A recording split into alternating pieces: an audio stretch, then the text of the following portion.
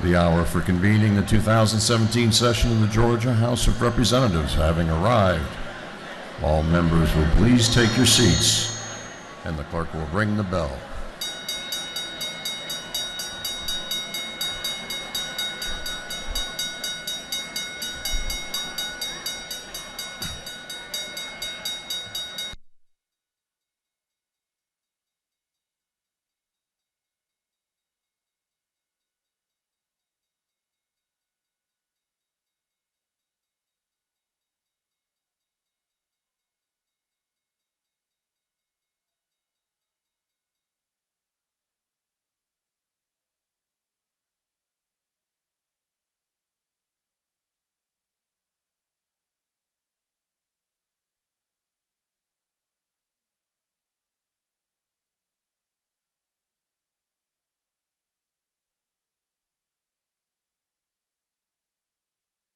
All members, please take your seats.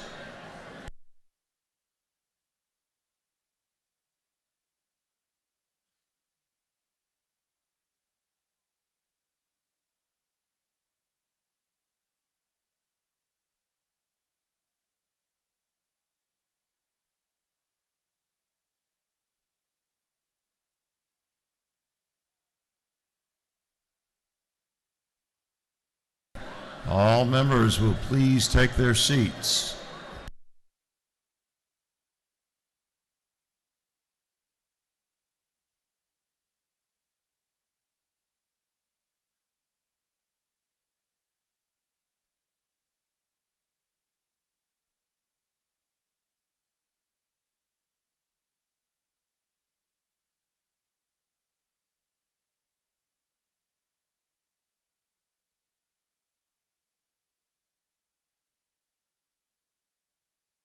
All members, please take your seats.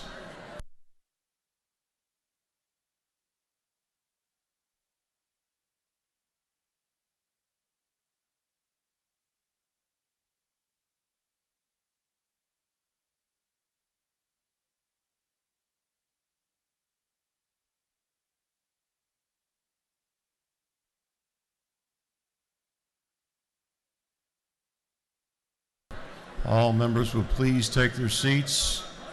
All members, please take your seats. Doorkeepers will please close the doors and keep them closed.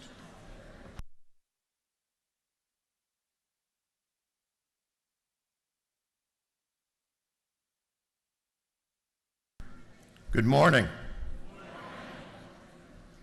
We will have scripture reading and prayer by the chaplain, after which time we will have the Pledge of Allegiance to the flag. Our chaplain this morning will be introduced by the gentleman from the 7th District, Speaker Ralston.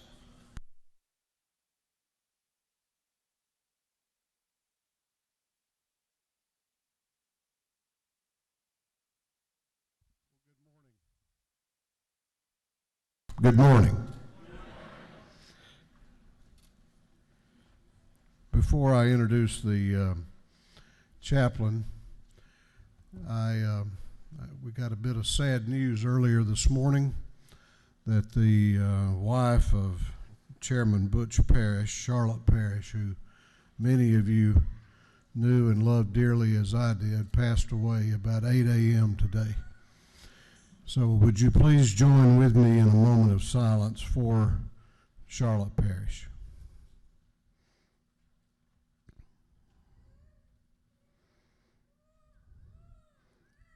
Thank you.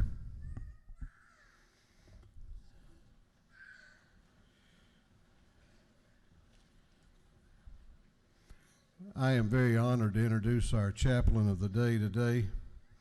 We're going to do a little bit different at the, he will bring our devotion, lead us in our prayer, and lead us in the pledge.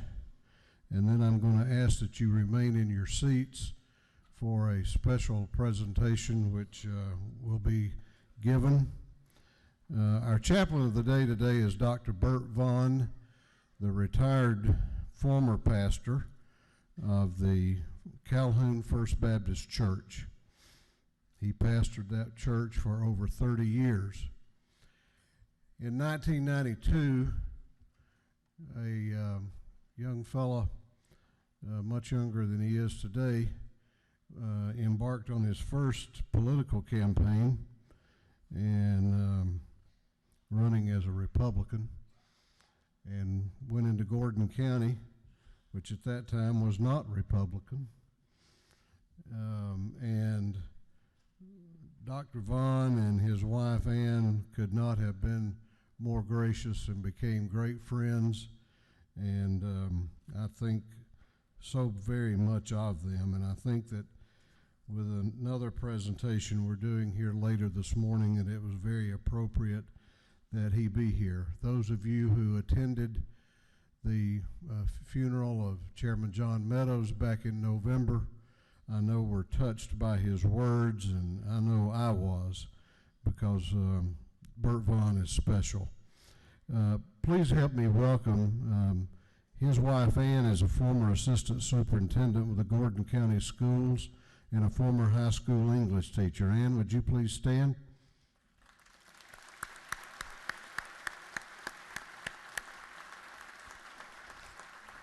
They have two sons, Jesse, who is an attorney in Calhoun, and Jonathan, who is a home builder. Bert Vaughn is just real people. He brings a message that is direct, has a little humor, and relates it to our basic values of life to inspire and teach us. And I know that you are going to be as blessed as I have been on the occasions that I have heard him, and we are very honored to have my friend, Dr. Bert Vaughn, as our chaplain of the day on opening day today.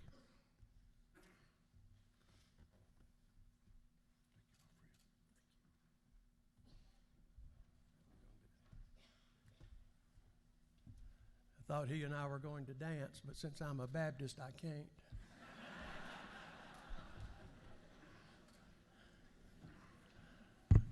I was always taught that a praying knee and a dancing foot can't be on the same leg.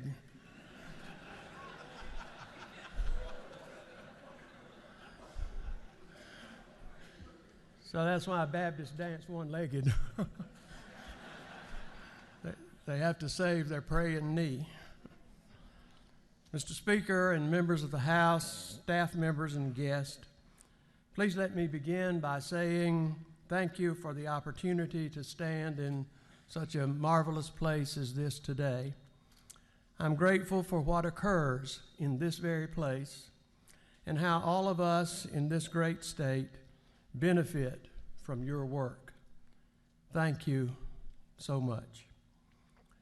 My thoughts today are based on a verse of Scripture that's found in the prophecy of Micah. Chapter 6, verse 8 says, "He has showed you, O man, what is good. And what does the Lord require of you? To act justly, to love mercy, and to walk humbly with your God."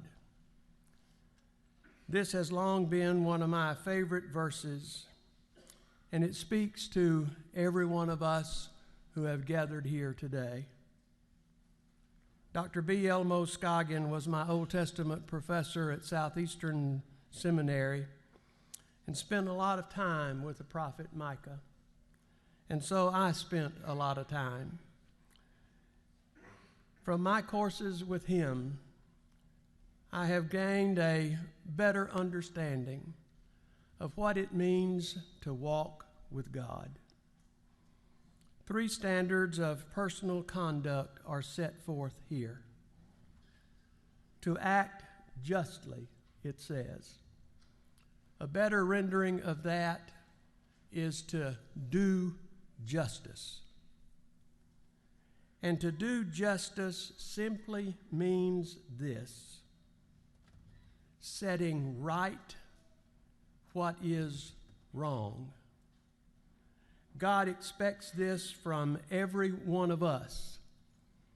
It has to do with the daily manner of life, and it involves our relationship with our neighbor.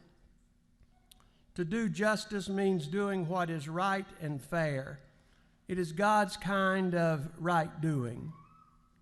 To love mercy is just what it says. We must remember God's mercy here toward us. It is not deserved, but it is bestowed in grace. God calls us to love our fellow man with that same kind of mercy that God has bestowed upon each of us. When we love mercy, it will change many of our relationships, our attitudes, and our preconceived ideas. And finally, we are to walk humbly with God. This is the only place in the Old Testament where that word humbly is used. It means to hide or to conduct oneself modestly. This phrase is meant to tie together these first two principles, the principle of justice and the principle of mercy. Only when we set right what is wrong and when we love mercy are we then prepared to walk humbly with our God. Thus, we are not arrogant, we are not above our neighbors, we are not condescending, and most importantly of all, we are not demanding of God. Many of us here this morning have heavy hearts, and we miss one who loved this place and who served it for many years. I am glad to honor the memory of John Dudley Meadows III. It was my joy to serve as his pastor for 32 years and his friend for almost 40. We raised our children together, and now they are contributing adults with children of their own. We knew victories, and we knew some defeats. And I'm not ashamed to tell you that I loved him as my brother and as my friend. Many of you were at his funeral in Calhoun, and we are thankful for that. And may I share a couple of things with you from there. John knew the abundant life, and you could see it every day in his smile and in his attitudes. He was the consummate politician. I used to call him my king because he talked about his police force and his fire department. And I said, "Don't you say my preacher." But he did.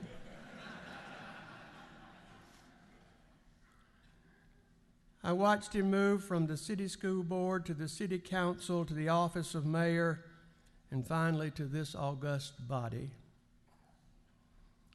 Just last week, a man in Calhoun was talking to my wife and I about John, and his observation was that John was one who enjoyed each office he held, and that is exactly right. In the end, my friend suffered a great deal. But at his funeral, I shared these scripture verses, and I want to share them today as well. Paul said in Romans, "For I consider that our present sufferings are not worthy to be compared with the glory that will be revealed in us." He has experienced that glory. Paul said in 1 Corinthians chapter 2, verse 9, "No eye has seen, no ear has heard, and no mind has conceived what God has prepared for those who love him." And then in that powerful 13th chapter of Corinthians, 1 Corinthians, he said, "Now we see through a glass darkly. We see but a poor reflection in a mirror, but then face to face. Now I know in part, but then I shall know fully, even as I am fully known. My friend has experienced that face to face. Some years ago, someone gave me the following verse, and I do not know the author, but I rejoice in its message. What cancer cannot do. It cannot cripple love. It cannot shatter hope. It cannot corrode faith. It cannot destroy peace. It cannot kill friendship. It cannot suppress memories. It cannot silence courage. It cannot invade the soul. It cannot steal eternal life. And it cannot conquer the spirit. Miss Hannah Lou Dargan, my senior English teacher in high school, made us memorize the little poem Along the Road that was written by Robert Browning Hamilton. And it means more to me the older I get than it did when I was a senior. Said the poet, I walked a mile with pleasure. She chattered all the way, but left me none the wiser for all she had to say. I walked a mile with sorrow, ne'er a word said she, but oh, the things I learned when sorrow walked with me. At the end of the funeral for the gentleman of the fifth, I read the following, Measure of a Man. Not how did he die, but how did he live? Not what did he gain, but what did he give? These are the merits to measure the worth of a man as a man, regardless of birth. Not what was his station, but had he a heart? And how did he play his God-given part? Was he ever ready with a word of good cheer? To bring a smile, to banish a tear? Not what did the sketch in the newspaper say? But how many were sorry when he passed away? John Dudley Meadows III was that kind of man. So how then do we move on? I think these words by Annie Johnson Flint speaks to our hearts. God hath not promised skies always blue, flower-strewn pathways all your life through. God has not promised sun without rain, joy without sorrow, peace without pain. God has not promised we shall not know toil and temptation, trouble and woe.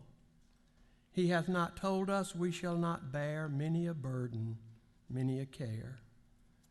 God hath not promised smooth roads and wine, swift, easy travel needing no guide. Never a mountain rocky and steep, never a river turbid and deep. But God has promised strength for the day, rest for the labor, light for the way, grace for the trials, help from above, unfailing sympathy, and undying love. Let us do justice, love mercy, and walk humbly with our God. Will you pray with me?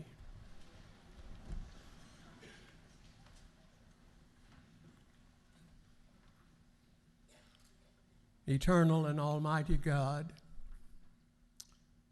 bless this house, O Lord, I pray. Bless every person who is a part of this body. Be with them in their deliberations. Be with them in their considerations.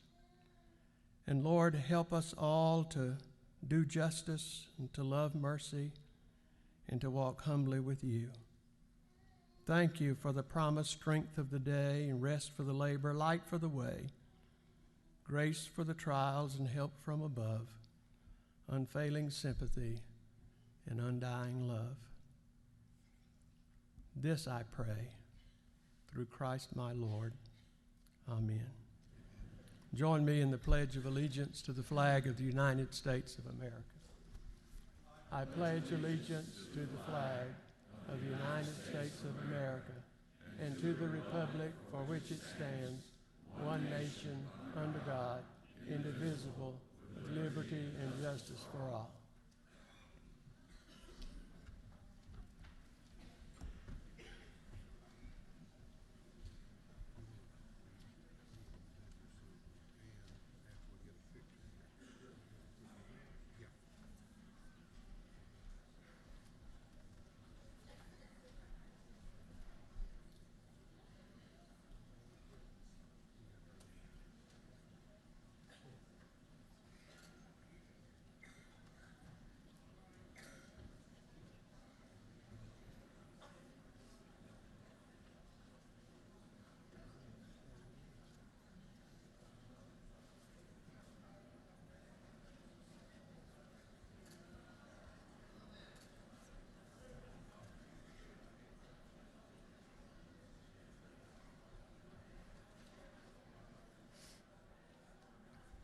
House will remain in order.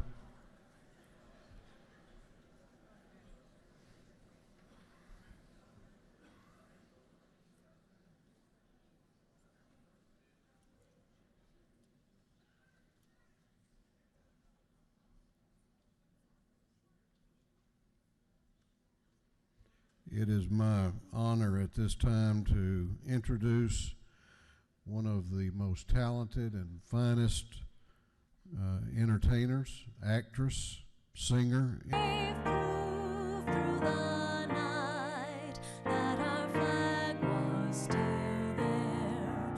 Oh, say does that star-spangled banner yet wave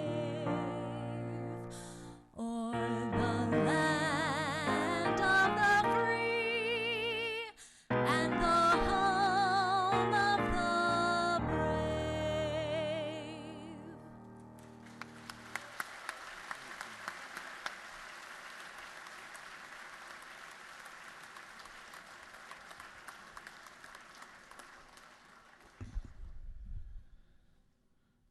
They wanted to be inconspicuous, but I think it would not be appropriate for us not to recognize that Katie's parents are here with her, and they're spending some of their last hours as the leaders of our state with us, and we're very honored. Please make welcome the 82nd Governor of Georgia, Nathan Deal, and our First Lady, Sandra Deal.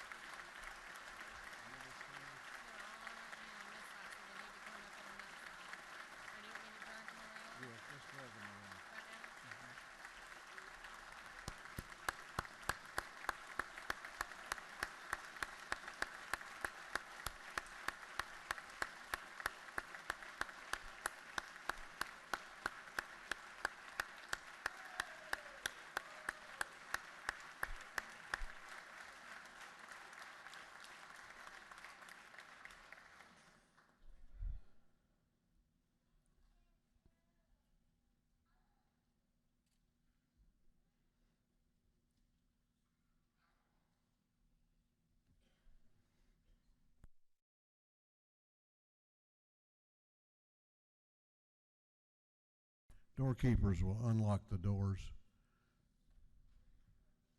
You may be seated for the next part of our program.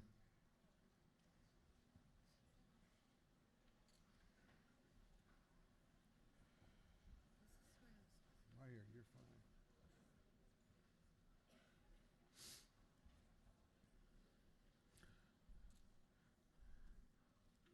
I'm going to ask the clerk to read a House resolution.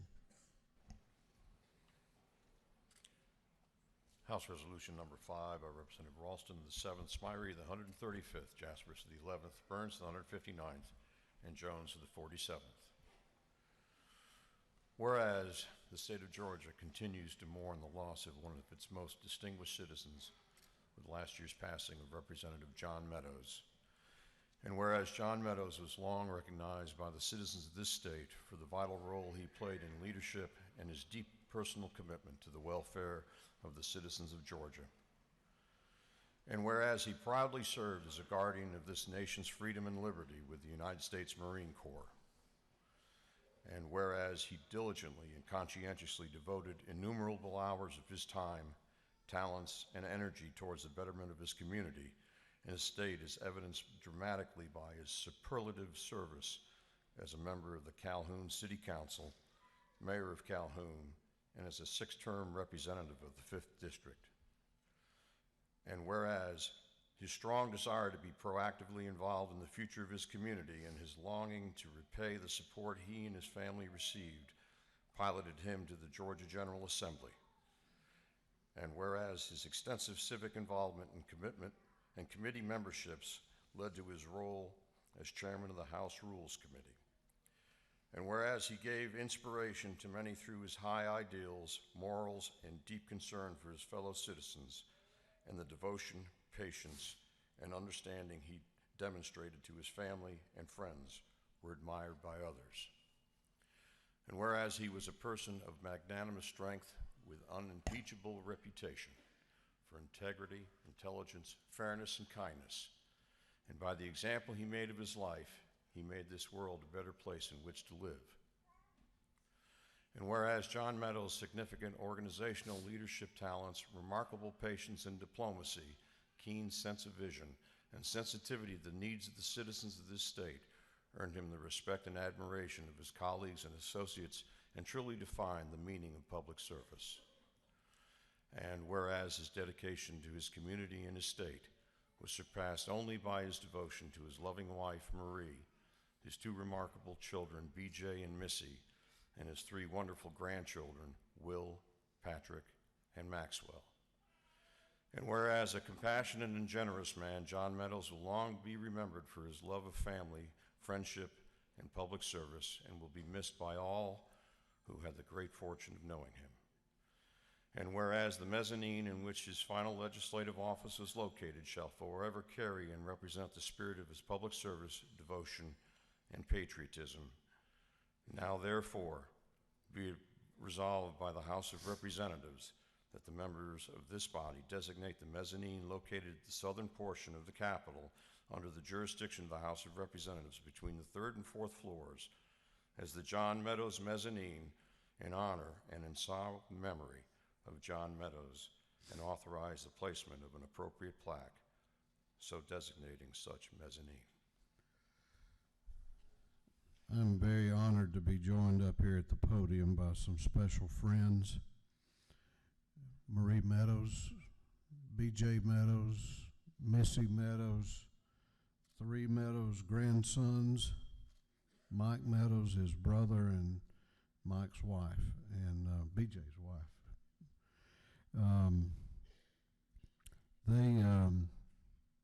They chose not to say anything today, and I respect that. I did find out that BJ and I have sort of something in common. There's still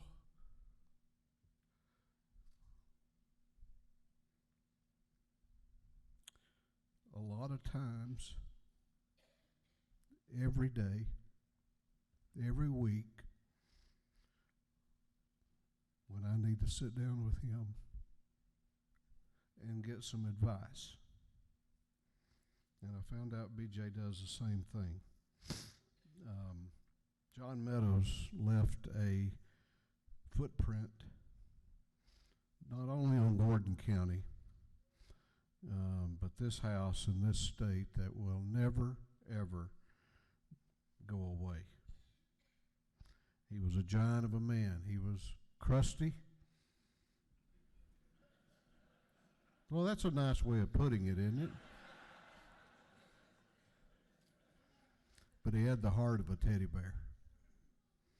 And he was one of the finest human beings that I ever knew. And I remember my first thought when I got the word that November morning was, what am I going to do now? And I still haven't figured that out. But this is an honor for him, and I hope the family recognizes how much we loved him, but we love y'all. And we know he loved us. There's nothing else we can do except one thing. And so I'm going to ask Katie Deal, if she would, to come back for one final musical presentation. I can't think of anything more fitting.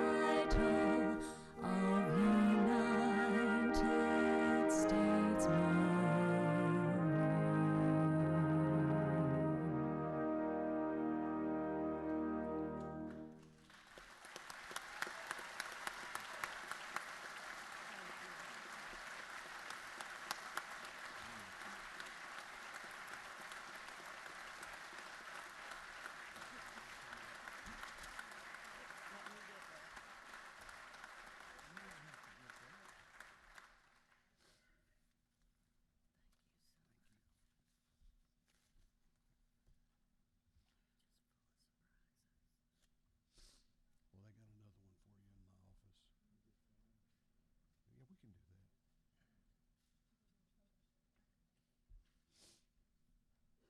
take you in the office to show you something and give BJ something to take back for y'all.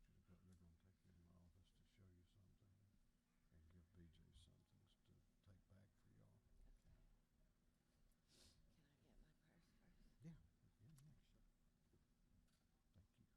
Yeah, yeah, sure.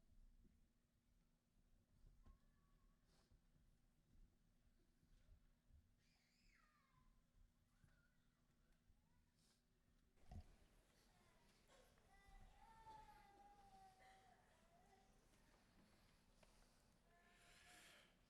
Now, a communication from the Secretary of State will be read into the record, certifying the representatives-elect for this term.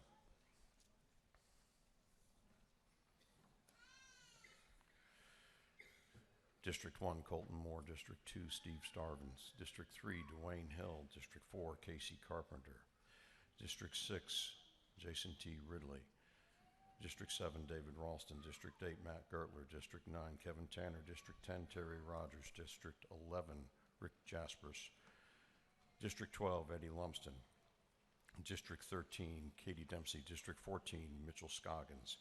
District 15, Matthew Gamble. District 16, Trey Kelly. District 17, Martin Momtahan. District 18, Kevin Cook. District 19, Joseph Gullett. District 20, Michael Caldwell. District 21, Scott Turner. District 22, Wes Cantrell. District 23, Mandy Ballinger. District 24, Sherry Smallwood Gillian. District 25, Todd Jones. District 26, Mark Morris. District 27, Lee Hawkins. District 28, Chris Irwin. District 29, Matt Dubnik. District 30, Emery Donahue. District 31, Tommy Benton. District 32, Alan Powell. District 33, Tom McCall. District 34, Bert Reeves. District 35, Ed Setzler. District 36, Ginny Earhart. District 37, Mary Frances Williams. District 38, David Wilkerson. District 39, Erica Thomas. District 40, Eric E. Allen. District 41, Michael Smith. District 42, Terry Anulowitz. District 43, Sharon Cooper. District 44, Don Parsons. District 45, Matt Dollar. District 46, John Carson. District 47, Jan Jones. District 48, Mary Rubichaux. District 49, Charles Chuck Martin. District 50, Angelica Couch. District 51, Josh McLaren. District 52, Deborah Silcox. District 53, Sheila Jones. District 54, Betsy Holland. District 55, Marie R. Metz. District 56, Abel Mabel Thomas. District 57, Pat Gardner. District 58, Park Cannon. District 59, David Dreyer. District 60, Kim Schofield. District 61, Roger Bruce. District 62, William Bodie. District 63, Deborah Bazemore. District 64, Derek Jackson. District 65, Sharon Beasley Teague. District 66, Kimberly Alexander. District 67, Micah Gradley. District 68, Jay Collins. District 69, Randy Nix. District 70, Lynn Smith. District 71, David Stover. District 72, Josh Bonner. District 73, Karen Mathiak. District 74, Valencia Stovall. District 75, Mike Lanton. District 76, Sandra Givens Scott. District 77, Rhonda Bernal. District 78, Demetrius Douglas. District 79, Michael Walensky. District 80, Matthew Wilson. District 81, Scott Holcomb. District 82, Mary Margaret Oliver. District 83, Becky Evans. District 84, Renita Shannon. District 85, Carla Drenner. District 86, Michelle Henson. District 87, Viola Davis. District 88, Billy Mitchell. District 89, B. Wen. District 90, Pam Stevenson. District 91, Vernon Jones. District 92, Doreen Carter. District 93, Darshawn Kendrick. District 94, Karen Bennett. District 95, Beth Moore. District 96, Pedro Pete Marin. District 97, Bonnie Rich. District 98, David Clark. District 99, Brenda Lopez Romero. District 100, Dewey McLean. District 101, Sam Parks. District 102, Greg Kennard. District 103, Timothy Barr. District 104, Chuck Ostration. District 105, Donna McLeod. District 106, Brett Harrell. District 107, Shelley Hutchinson. District 108, Jasmine Clark. District 109, Dale Rutledge. District 110, Andy Welch. District 111, El Mahadi Holly. District 112, Dave Belton. District 113, Pam Dickerson. District 114, Tom Kirby. District 115, Bruce Williamson. District 116, Terry England. District 117, Houston Gaines. District 118, Spencer Fry. District 119, Marcus Wiedewer. District 120, Trey Rhodes. District 121, Barry Fleming. District 122, Jody Lott. District 123, Mark Newton. District 124, Henry Wayne Howard. District 125, Sheila Clark Nelson. District 126, Gloria Frazier. District 127, Brian Prince. District 128, Mac Jackson. District 129, Susan Holmes. District 130, David Knight. District 131, Ken Pullen. District 132, Bob Trammell. District 133, Van Smith. District 134, Richard Smith. District 135, Calvin Spirey. District 136, Carolyn Hughley. District 137, Debbie Buckner. District 138, Mike Chokas. District 139, Patty Bentley. District 140, Robert Dickey. District 141, Dale Washburn. District 142, Miriam Paris. District 143, James Beverly. District 144, Danny Mathis. District 145, Ricky A. Williams. District 146, Shaw Blackman. District 147, Heath Clark. District 148, Noel Williams Jr. District 149, Jimmy Pruitt. District 150, Matt Hatchett. District 151, Gerald Green. District 152, Ed Reinders. District 153, Camilla Whitaker Hobson. District 154, Winford Dukes. District 155, Clay Perkle. District 156, Greg Morris. District 157, William Bill Werkheiser. District 158, Butch Parrish. District 159, John Burns. District 160, Jan Tankersley. District 161, Bill Hitchens. District 162, Carl Wayne Gilliard. District 163, J. Craig Gordon. District 164, Ron Stevens. District 165, Mickey Stevens. District 166, Jesse Petrie. District 168, Jeff Jones. District 168, Al Williams. District 169, Dominic Laricchia. District 170, Penny Houston. District 171, Jay Powell. District 172, Sam Watson. District 173, Darlene Taylor. District 174, John Corbett. District 175, John LaHood. District 177, Dexter Sharper. District 178, Stephen Meeks. District 179, Don Hogan. District 180, Stephen Saints. This communication from the Office of Secretary of State was certified by Robin A. Crichton, Secretary of State of the State of Georgia, and it is tendered into the record.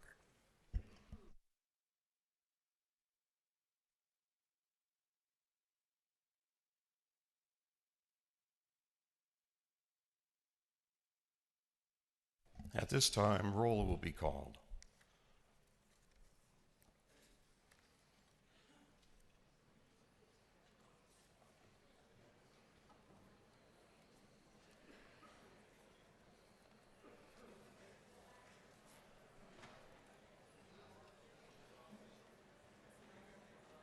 Ready?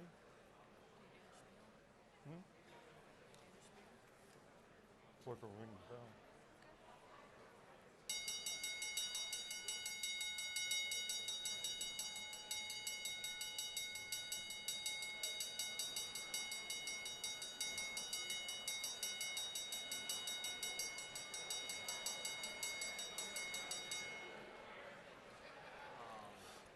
All members, please signify your vote by voting yes or green on your voting machine to signify your presence in the chamber. Have all members voted? Have all members voted?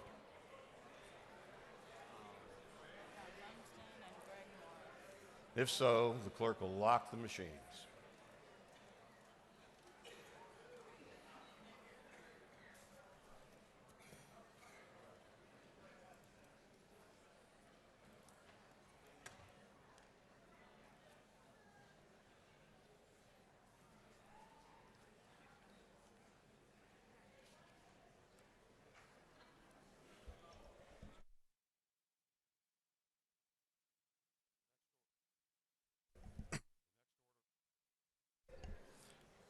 The next order of business will be the administering of the oath of office to the representatives-elect.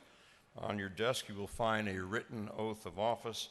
The oath will be administered at your desk, and after this oath is administered, please sign the oath and place your district number at the top. The oaths will be collected at the end of this legislative day. The oath will be administered today by Judge Christian A. Coomer, Judge of the Court of Appeals of the State of Georgia.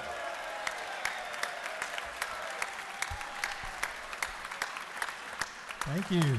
Good morning. That's the kindest reception I've had in 8 years. Congratulations to all of you on this great day for you and your families. It's an honor to participate for me, and I'm very grateful to Speaker Ralston to ask me to administer this oath to you today. I'll tell you, as I thought back over the time that I spent here as a representative, it made me realize just how much everything is always changing. You know, to see Earl Earhart wearing a spouse's badge and to see me wearing a dress was something I didn't expect a year ago. But when I thought about my first year, the thing that really stood out was not the one bill I carried, and it was not even the relationships I made. It was the fact that I never knew what was going on. I didn't know what was next, ever. So in that vein, I want to tell you what's about to happen, because it's a little confusing, but you need to know. I'm going to read to you an oath. You don't have to repeat it. When I tell you, you'll raise your right hand, and I'll read the oath to you, and at the end of it, you'll hear me say, "So help me God," and when I say that, you can then respond to affirm the oath. And then we're going to do a second oath, a loyalty oath, and again, I'll get to the word "So help me God," and you can respond with yes or "I do" or "So help me God," whatever's appropriate for you. Okay, you ready? So please raise your right hand and take the oath. I do hereby solemnly swear or affirm that I will support the Constitution of this state and of the United States, and in all questions and measures which may come before me, I will so conduct myself as will, in my judgment, be most conducive to the interest and prosperity of this state. I further swear or affirm that I am not the holder of any unaccounted for public money due this state or any political subdivision or authority thereof, that I am not the holder of any office of trust under the government of the United States or any other state or any foreign state, that I have been a resident of my district for the time required by the Constitution and the laws of the state, and that I am otherwise qualified to hold said office according to the Constitution and laws of Georgia. So help me God. Thank you. We have one more oath. This is the loyalty oath. I am a citizen of the state of Georgia and a member of the General Assembly and the recipient of public funds for services rendered, and as such, officer, and I do here, you know, it sounds easy, right? Let's go again. I am a citizen of the state of Georgia and a member of the General Assembly and the recipient of public funds for services rendered, as such officer, and I do hereby solemnly swear and affirm that I will support the Constitution of the United States and the Constitution of Georgia. So help me God. Congratulations.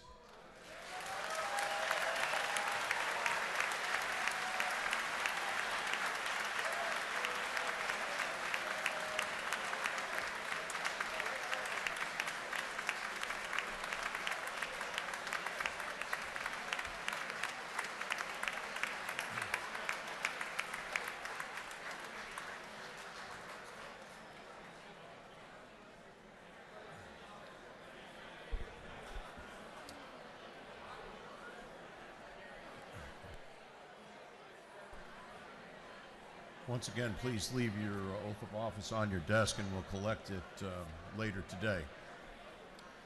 At this time, we're going to ask family and friends to please depart the House floor.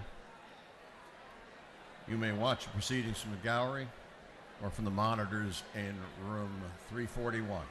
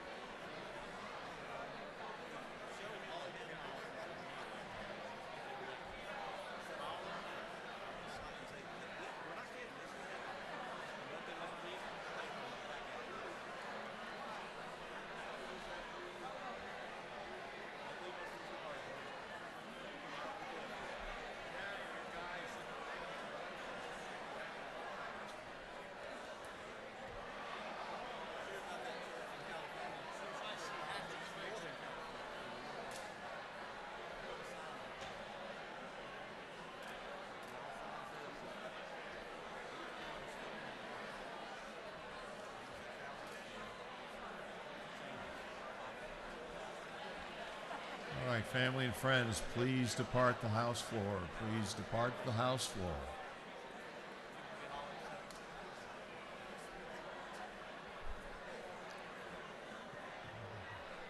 Will the clerk please ring the bell?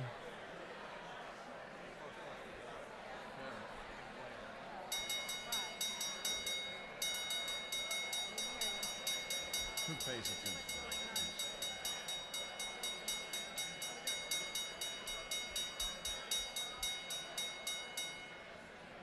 That's good. That's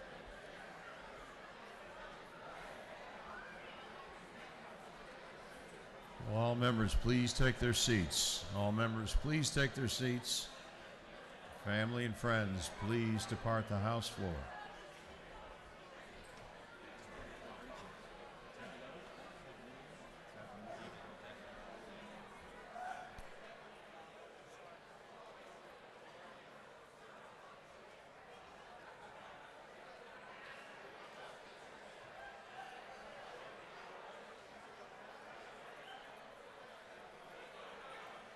All members, please take up your seats. We have important business to take up.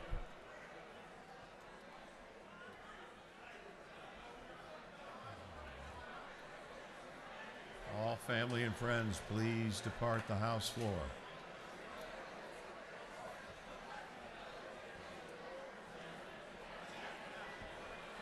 That's what we said.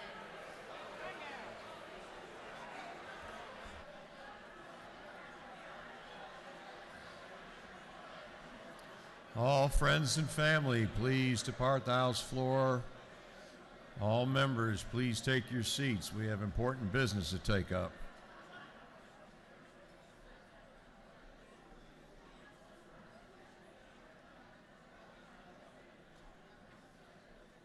Clerk, ring the bell again, please.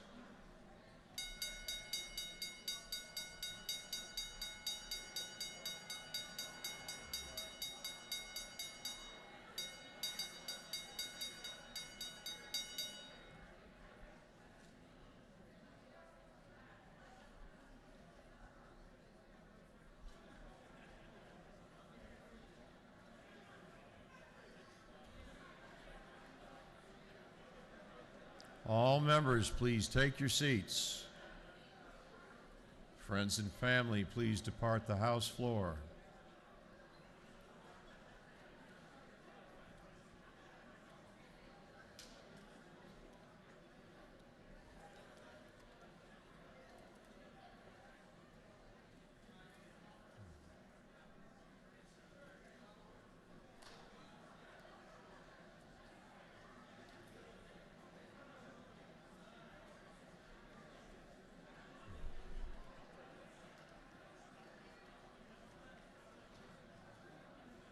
All members, please take your seats.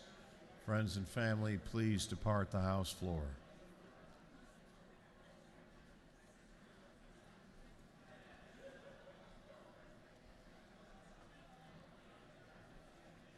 All members, please take your seats.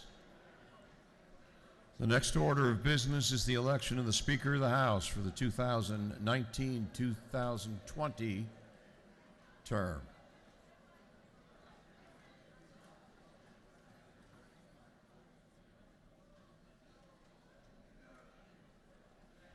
Can I have your attention, please?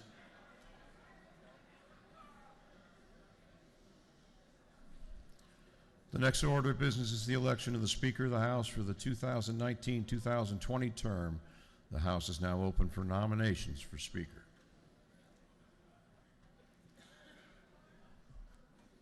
Chair recognizes Chairman Lynn Smith for the purposes of making a nomination. Good morning, everyone, and congratulations. Welcome to the Georgia House of Representatives. It is my honor to nominate David Ralston, House District 70 from Blue Ridge, Georgia, for the position of Speaker of the House of the Georgia General Assembly, the House of Representatives, for the 2019-20 term. Thank you. Chair recognizes Chairman Matt Hatchett for a second. Thank you, Mr. Clerk. It is my pleasure to second the nomination of the gentleman of the 7th District, David Ralston, as Speaker of the House of the State of Georgia. Representative John Burns is recognized for a motion. Mr. Chairman, I would move at this time that the nominations for Speaker of the House of the Georgia House of Representatives be closed. Is there an objection to closing the nominations? Any objections? Chair hears none. Nominations are closed. Chair recognizes Chairman Lynn Smith to speak to the nomination of Speaker Ralston.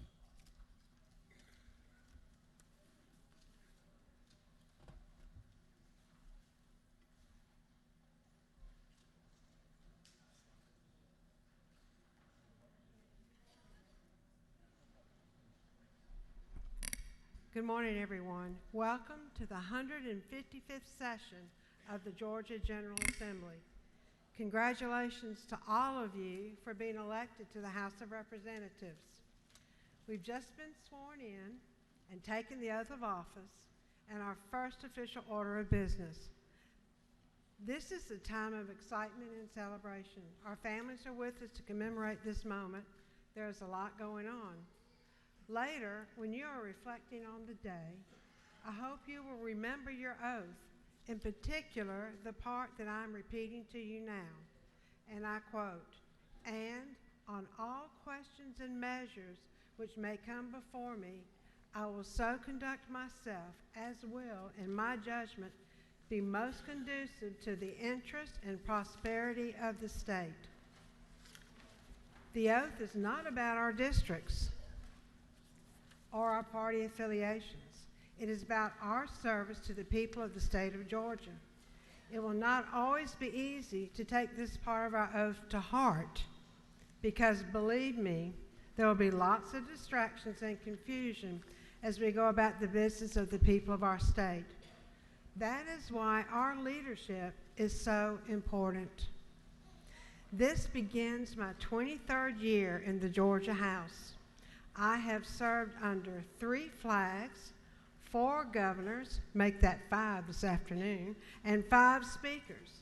Yes, David Ralston is the 5th speaker that I have served under. He is unequaled in his leadership.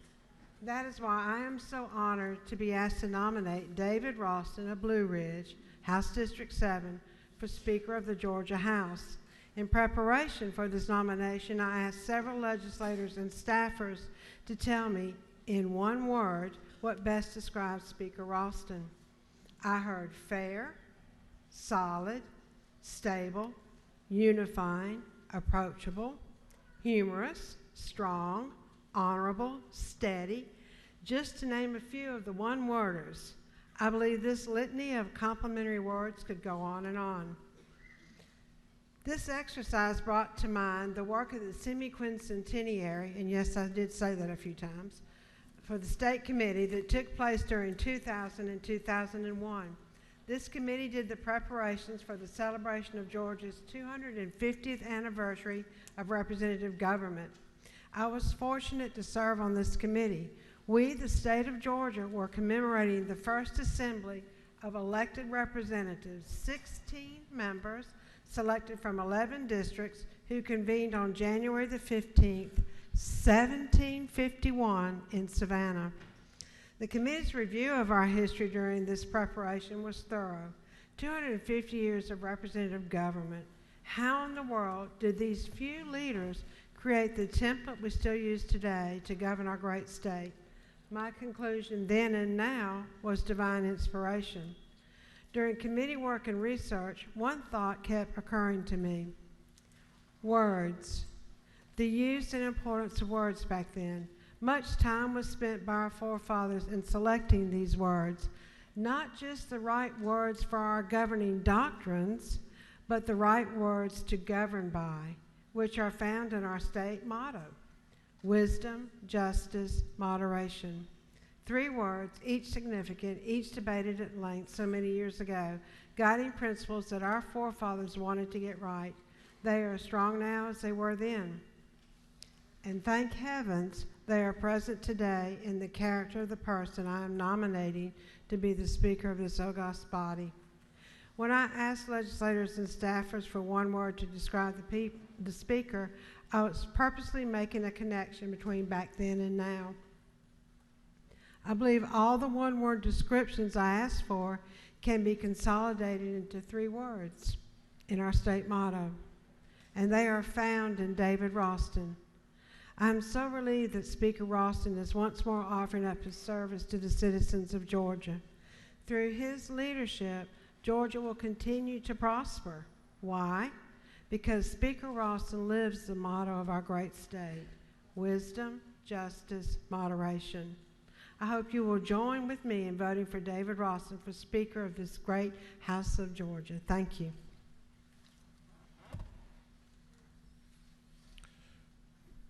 Chair recognizes Chairman Matt Hatchett to speak to the nomination of Speaker Ralston.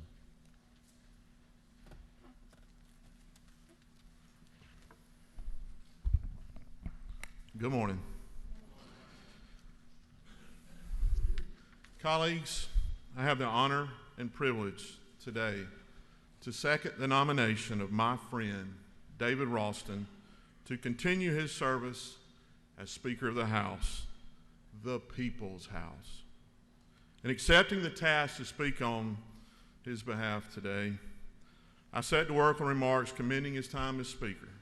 However, as I wrote, something became abundantly clear to me.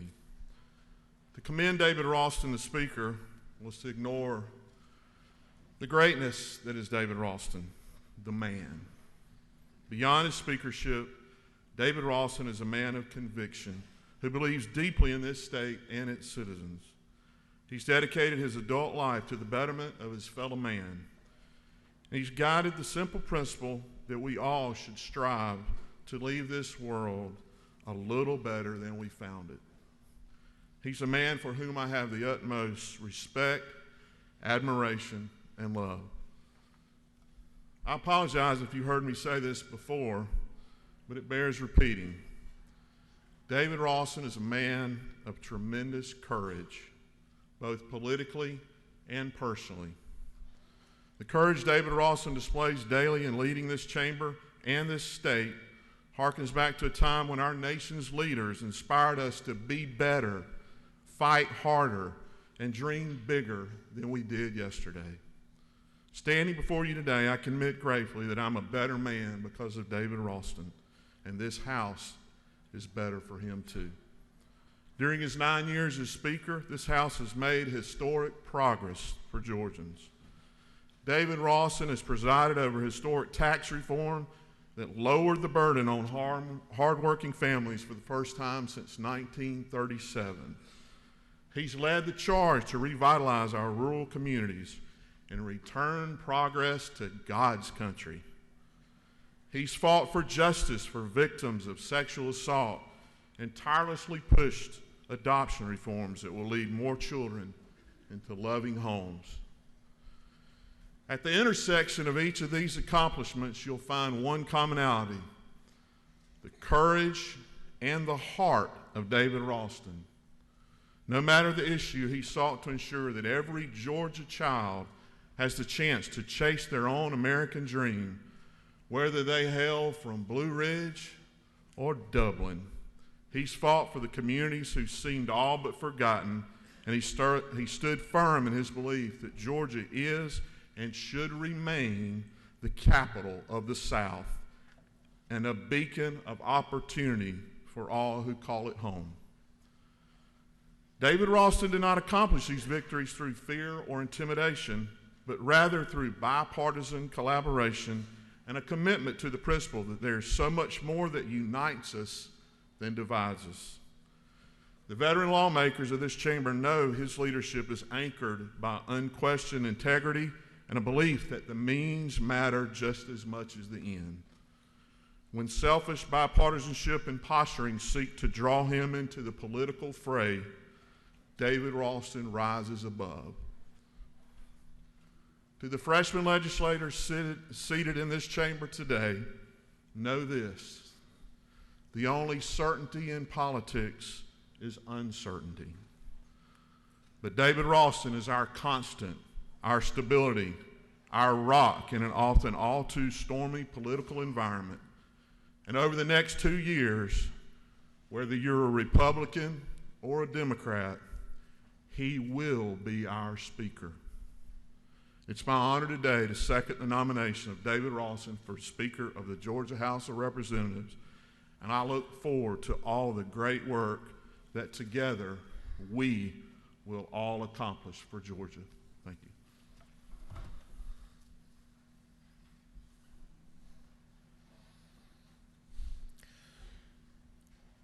On the election of the Speaker of the Georgia House of Representatives for the 2019-2020 term, those voting for the gentleman from the 7th District, Representative Ralston, should vote yes or green. Those opposed should vote no or red, and the clerk will unlock the machines.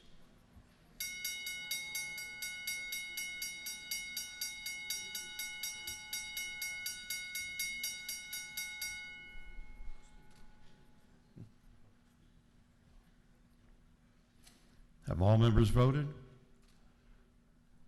Have all members voted? If so, the clerk will lock the machines. On the election of the Speaker of the House, the gentleman from the 7th District, Representative David Ralston, received 162 votes. The gentleman from the 7th District, Representative Ralston, having received the majority of the votes cast, is hereby declared elected Speaker of the House for the ensuing 2019-2020 term.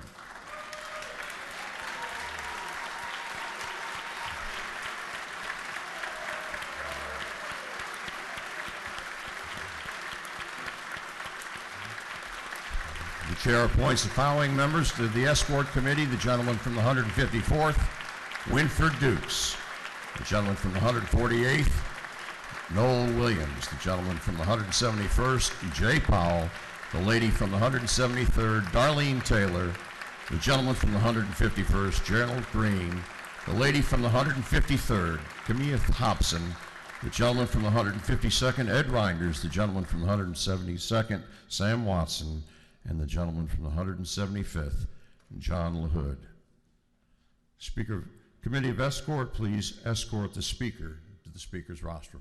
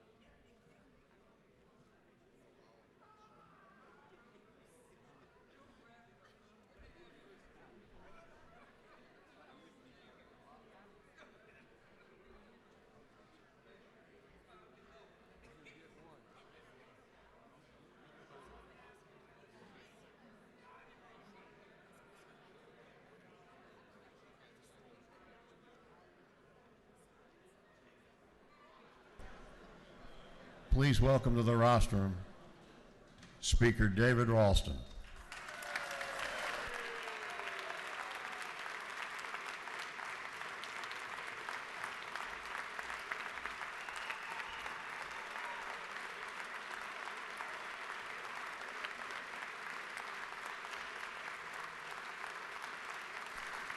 Thank you very, very much.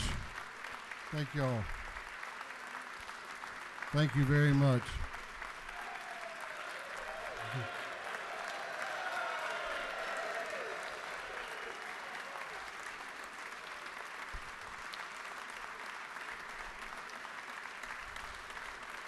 Thank you very, very much.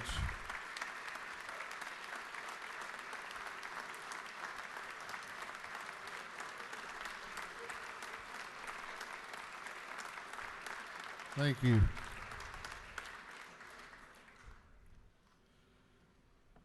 Speaker Pro Tem Jones, Leader Burns, Leader Trammell, all my colleagues and friends in the Georgia House of Representatives, and my fellow Georgians.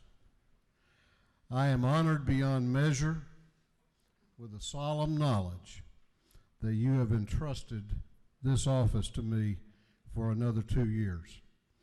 For your confidence, I am both honored and humbled.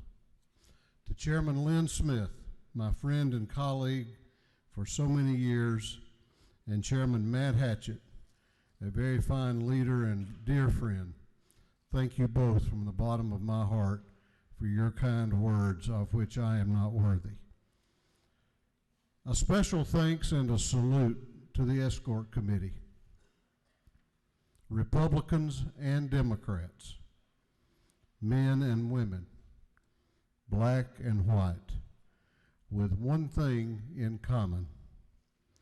They are leaders in the communities of Southwest Georgia hit hardest on October 11, 2018 by Hurricane Michael.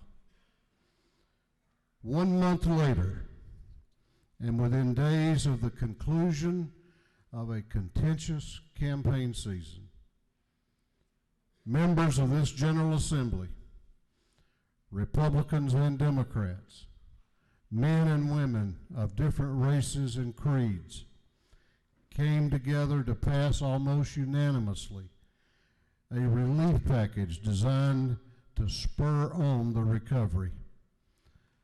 They had in common a desire to find ways of helping our neighbors in their darkest hour rather than excuses not to. This is the Georgia I know and love. Today, as has happened every 2 years through the history of our state, we gather to begin a new legislative biennium.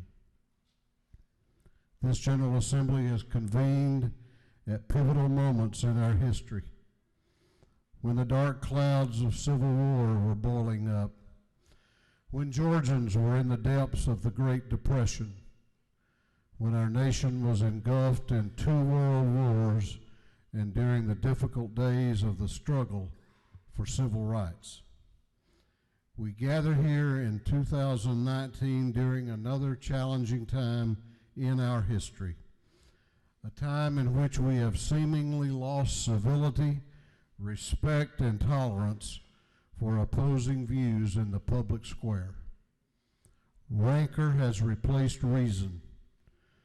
Self-anointed righteousness has displaced the search for the common good, and misinformation has pushed aside the truth. We look out and see issues today of unprecedented magnitude and scope, but in so doing, we cannot lose sight of some simple realities, because as we debate these issues and get consumed by both their importance and that of ourselves, Georgians are changing our world little by little. Somewhere in this state today, a teacher is inspiring a child to be all they can be by getting a good education. Somewhere in rural Georgia, a nurse is caring for a patient and attending to needs, both great and small.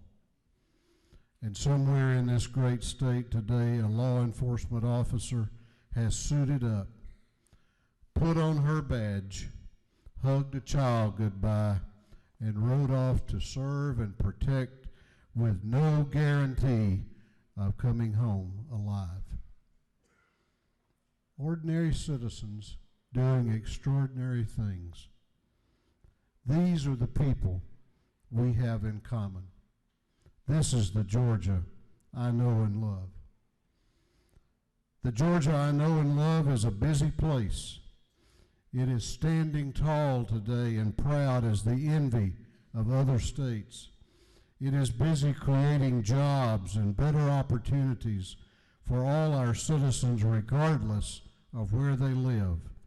It is busy lifting up our schools so they will be safe places where our children get an education that is second to no other state in this nation. It is not a state that expects government to take care of everything, but simply to create a climate which incentivizes opportunity, creates jobs, and embraces the change which is going on about us every day. It is a state that is too busy moving forward to unnecessarily and harmfully divide us against each other. The Georgia I know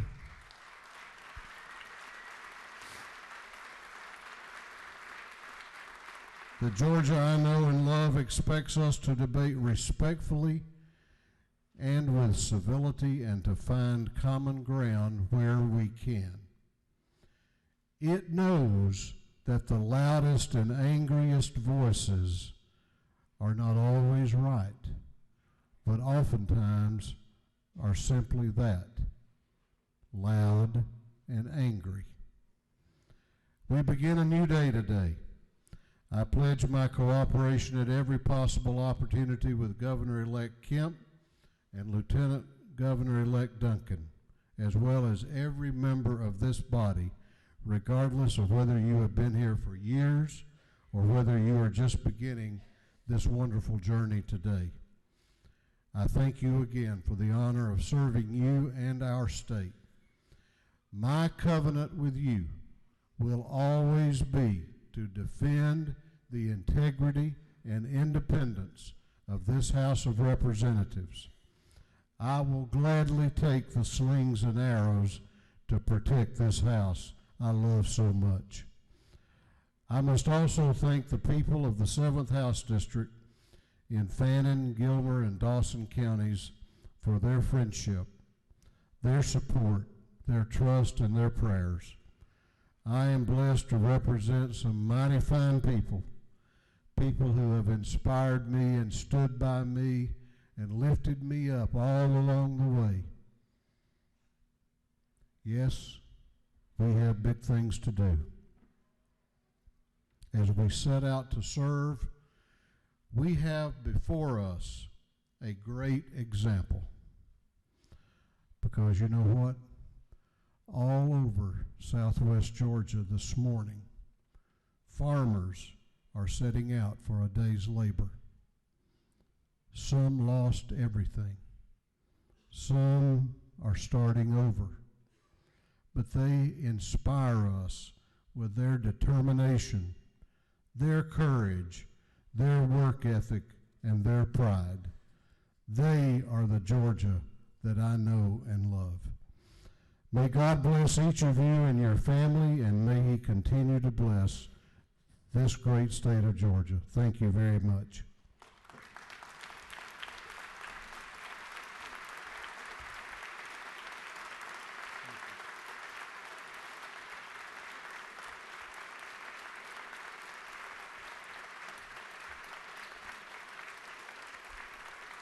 Thank you very much.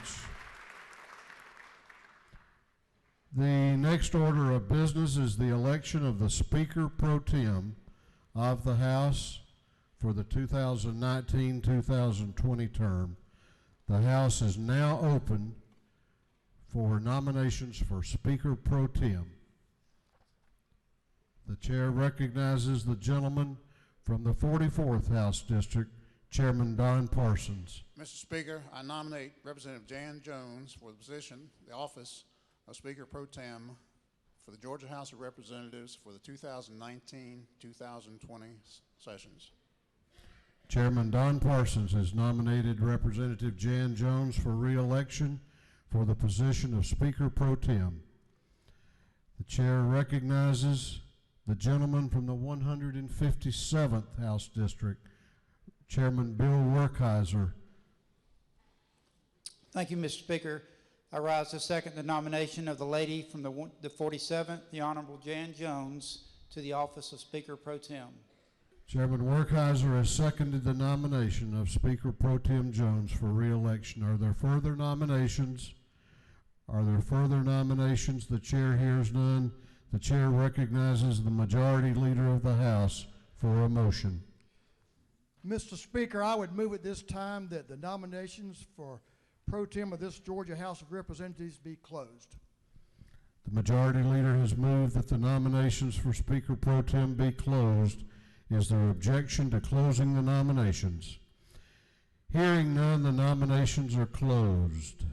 The chair recognizes the gentleman from the 44th District, Chairman Don Parsons, to speak to the nomination of Speaker Pro Tem Jones.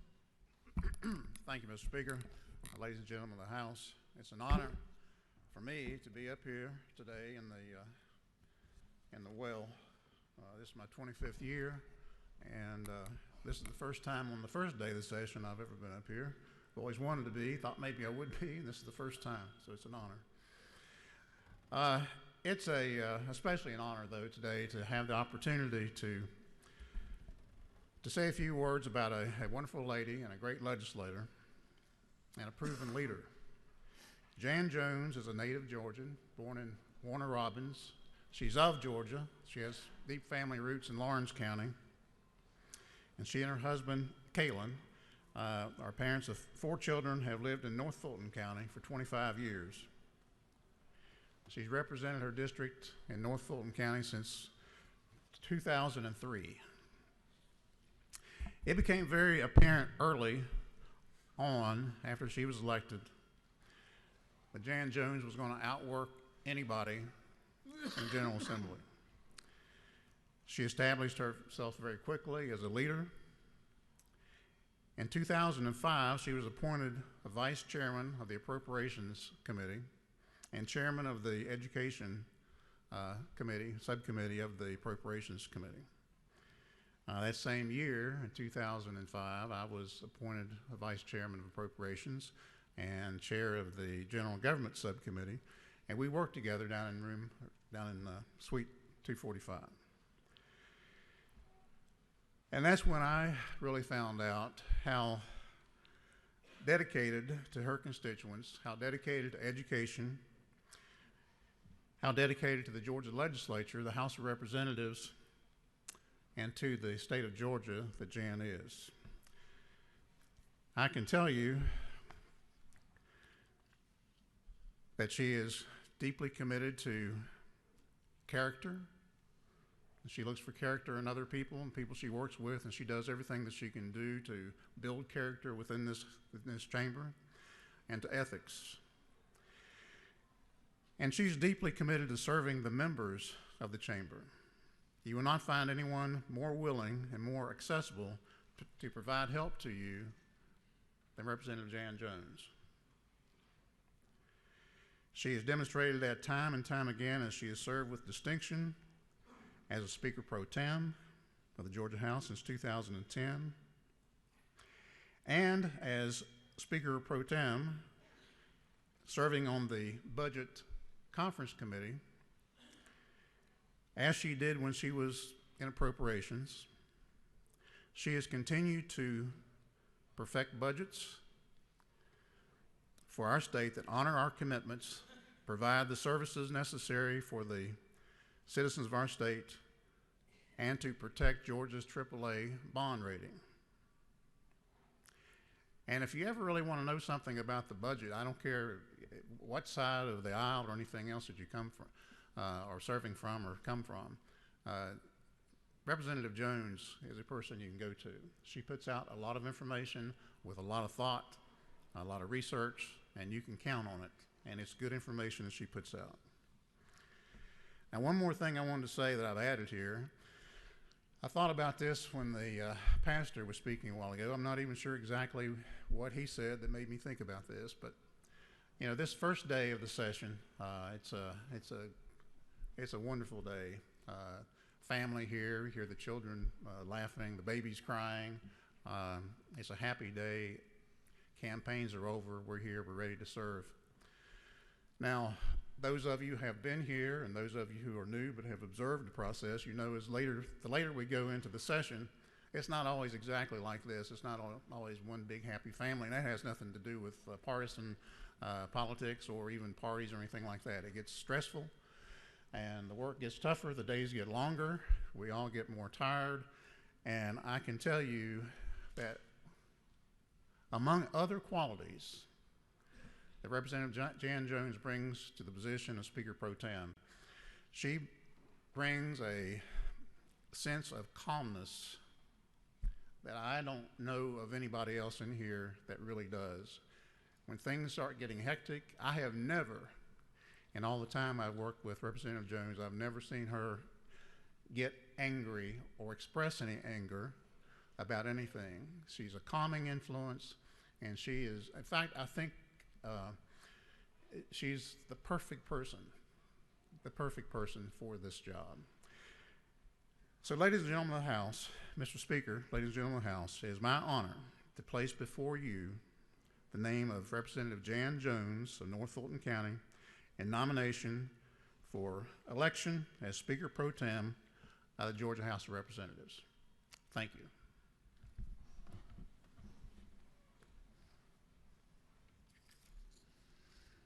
Chair recognizes Chairman Werkheiser to second the nomination of Speaker Pro Tem Jones.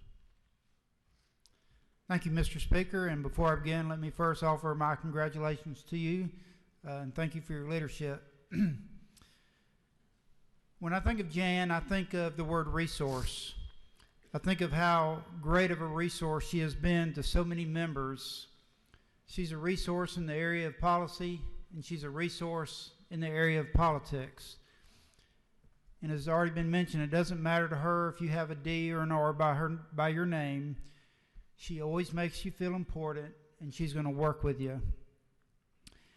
Growing up in rural Georgia and now living in Atlanta area, she not only understands how important access to rural broadband is for so many of our state, but she also understands how important mass transit is to others. But one thing that separates her from others is she not only knows that the problem is there, but if you'll pay attention and watch, she's going to be part of the solution.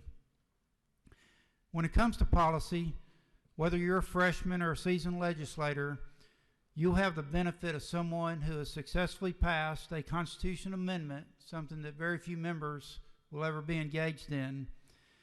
And she can help you understand the intricacies of when policies intersect, and more importantly, when they shouldn't. She can simplify what can become a very complex process around here. She sees things that others miss because of her incredible insight and her wisdom. When it comes to the area of politics, she's a resource. Her wisdom makes her an invaluable tool that you should take advantage of, because one day you're going to make a political blunder. For some of us, that day came sooner than others. You will say something dumb to the press, or in a flurry of day 40 when the bills are coming at you fast and furious, you're going to wish you had a vote back. And when you do, it would be wise to seek the advice of Mrs. Jones. The cool thing is, it won't start with a lecture or a judgmental stare. And as Chairman Parsons says, she will calmly navigate you through the process, and you will live to see another day. And finally, and most importantly, Jan Jones is a friend. She's always been very accessible and has an open door, and she's more fair than many of us deserve. With her vast experience here at the Capitol, you would think she would be more eager to speak than to listen, but she is just the opposite, an attribute found with most successful leaders.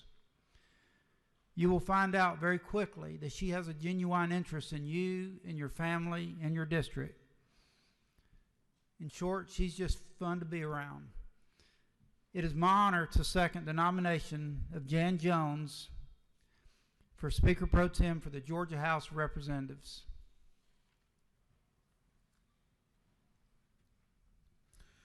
On the election of the Speaker Pro Tem of the House of Representatives for the 2019-2020 term, those voting for Representative Jan Jones will vote green.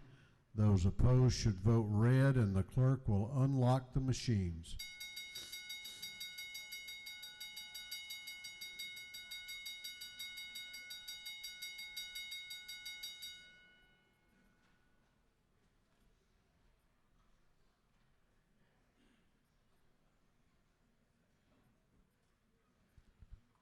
Have all members voted? Have all members voted? If so, the clerk will lock the machines on the election of the Speaker Pro Tem. Representative Jan Jones has received 159 votes, 9 votes in opposition. The lady from the 46th District, Representative Jones, having received the majority of the votes cast, is hereby declared elected Speaker Pro Tem of the House for the ensuing term. The chair appoints as a committee of escort the gentleman from the 72nd District, Representative Bonner, the gentleman from the 68th District, Representative Collins, the gentleman from the 29th District, Representative Dubnik, the gentleman from the 123rd District, Representative Fleming, the gentleman from the 114th District, Representative Kirby, the lady from the 73rd District, Representative Mathiak, the gentleman from the 155th District, Representative Perkle, and the lady from the 74th District, Representative Stovall.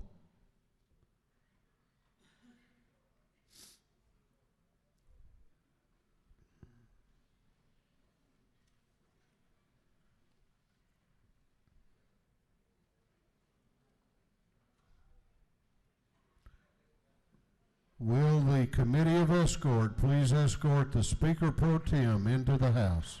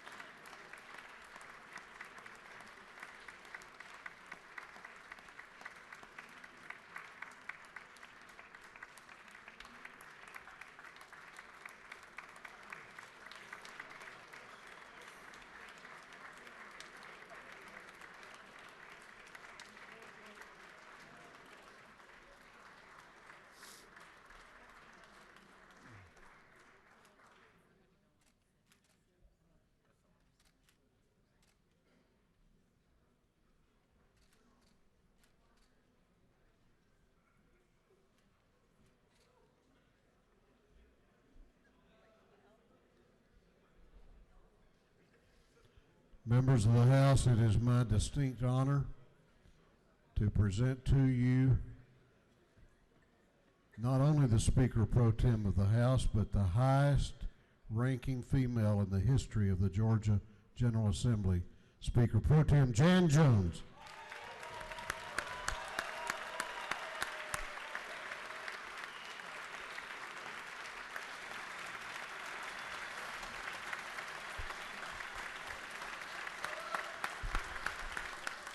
Thank you. Thank you very much. Thank you. I just have to say, I'm so delighted to have a couple family members to hear those nominating speeches, because no one ever talks about me like that at home. Thank you, and thank you for the privilege of serving you. I'm proud to know you, to work with you to create an even brighter future and uphold the traditions and honor of this house. I want to thank the gentleman from the 44th from Marietta, my friend Chairman Don Parsons, for his very kind words and undeservedly kind words. And I want to thank the gentleman from the 157th from Glenville, Chairman Bill Werkheiser, for his very kind words as well. I am grateful to serve by God's grace and with the support of the people of House District 47 in North Fulton. Thank you, Kaylin, my husband, and our 4 children, Peyton, who's here, who continue to make my service possible. They have stood patiently by me as your families stand by you. I'm also grateful to this body once again for its sound judgment in re-electing David Ralston as Speaker. I know his heart after serving alongside him as pro tem for 9 previous sessions. I know he's passionately committed to this body and its mission to improve the lives of Georgians across the state. I'm honored to serve this House and you, Speaker Ralston, on its behalf.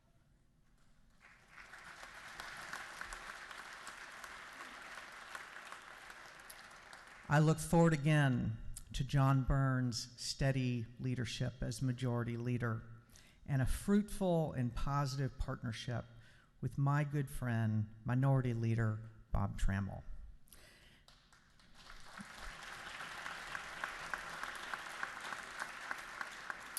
And I want to thank Minority Whip William Bodie for his service to his caucus and to this state.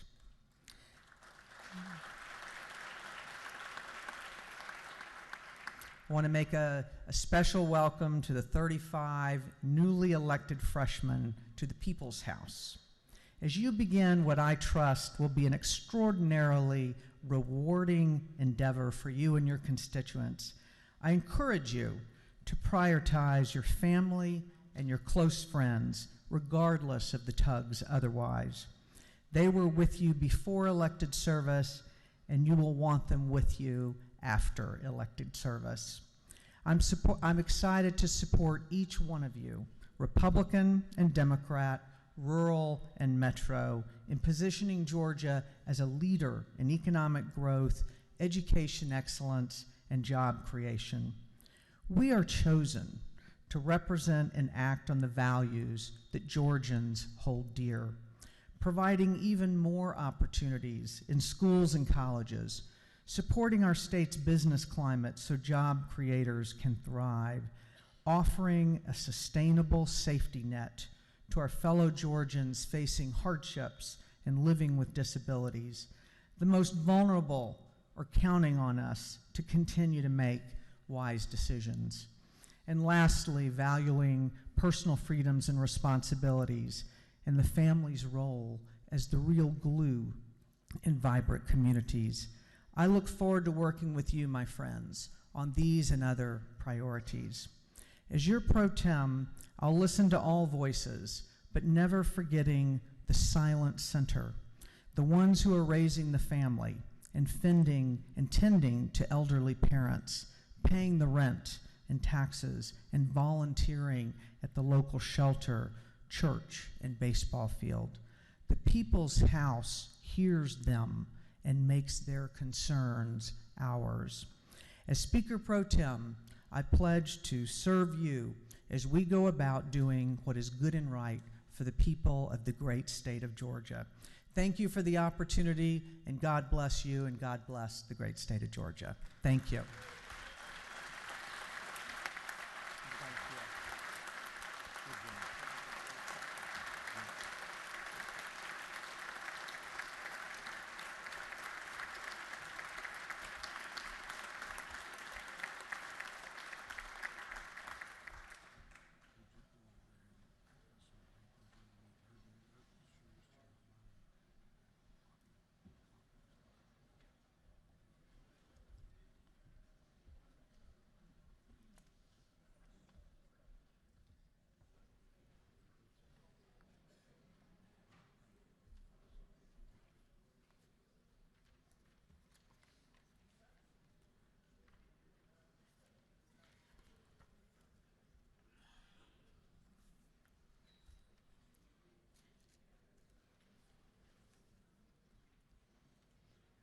It is my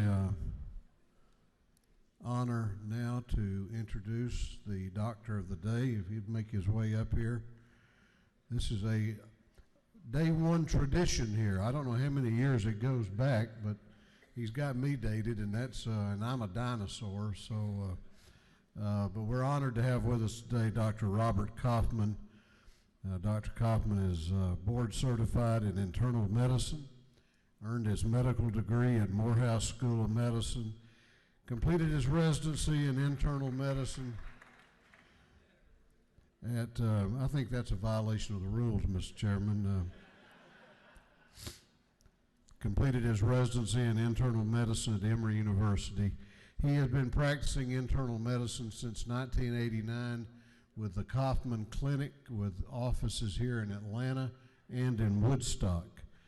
A lifelong resident of Georgia. I know him to be an avid golfer, and he and his wife have two 17-year-old twins.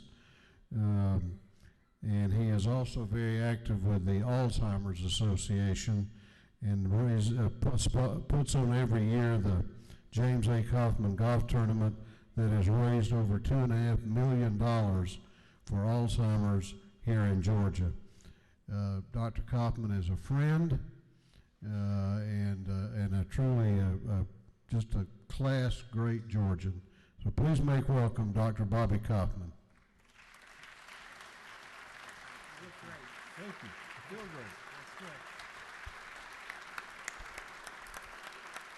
Thank you very much. It's quite an honor to be here, and I am going to admit this is my 30th year of coming down here. Even before that, I used to come down with my dad when I was a kid and hang out, especially on that last night. My mother was always very unhappy, but I'd be here till about midnight, some nights as a 12-year-old.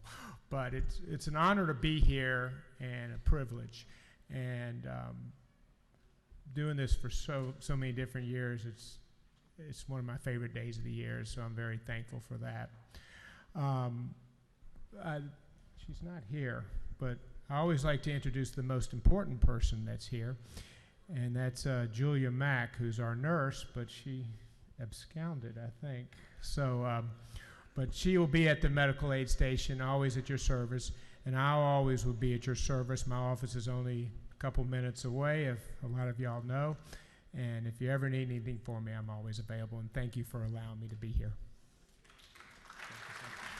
Appreciate you.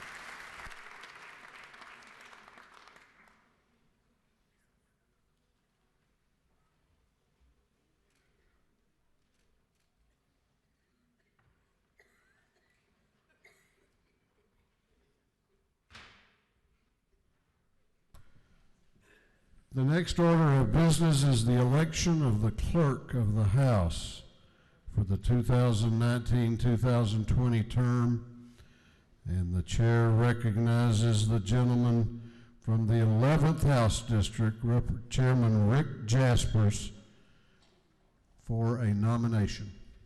Mr. Speaker, I rise to nominate for clerk a gentleman and a friend to all in this chamber, and he'll operate the clerk's office with efficiency and fairness.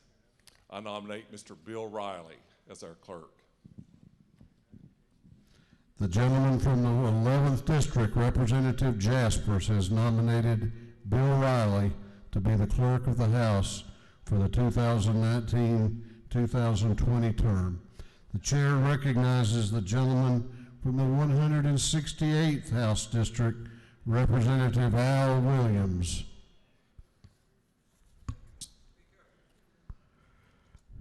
Thank you, Mr. Speaker.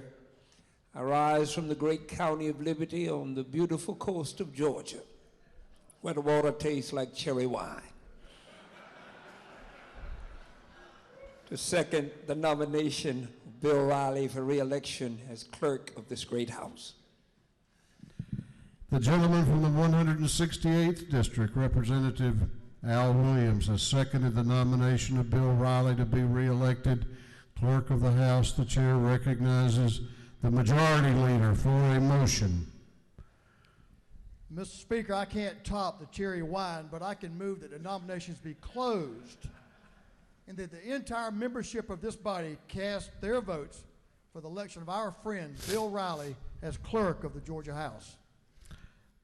The majority leader has moved that the nominations for clerk be closed and that the entire membership cast their votes for the election of Bill Riley as clerk. Is there any objection to the nominations being closed? The chair hears none. The nominations are closed. Is there any objection to directing the deputy clerk to cast the entire vote of the membership who are present for the election of Bill Riley as clerk of this body? The chair hears none, and the deputy clerk is so directed. On the election of the clerk of the House, Bill Riley has received the entire vote of the membership who are present, and he is hereby declared elected clerk for the 2019-2020 term. We're all under the agreement. We need to just go ahead and do all of our business, and then the rules are fundamental, one of the most fundamental things. So we'll just run through everything, and just, if you want to advise people to move with haste. Okay. The committee appoints, chair appoints as a committee of escort the gentleman from the 22nd District, Representative Cantrell, the lady from the 13th District, Representative or Chairman Dempsey, the lady from the 24th District, Representative Gilligan, the gentleman from the 128th District, Representative Jackson, the gentleman from the 100th District, Representative McLean, the lady from the 42nd District, Representative Anulowitz, the gentleman from the 101st District, Representative Park, the lady from the 89th District, Representative Wynn. The Committee of Escort will please present the clerk to the House.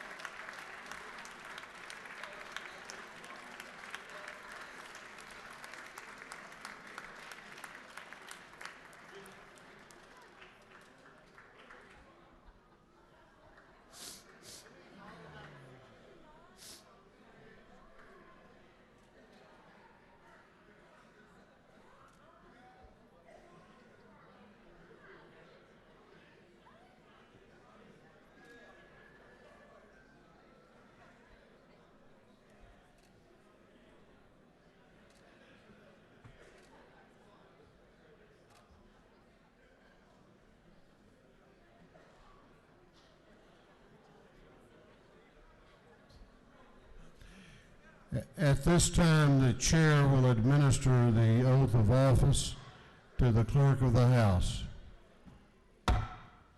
We've still got some business to do. Mr. Clerk, would you please raise your right hand? Do you hereby swear that you will discharge the duties of the office of the clerk of the House of Representatives faithfully and to the best of your skill and knowledge?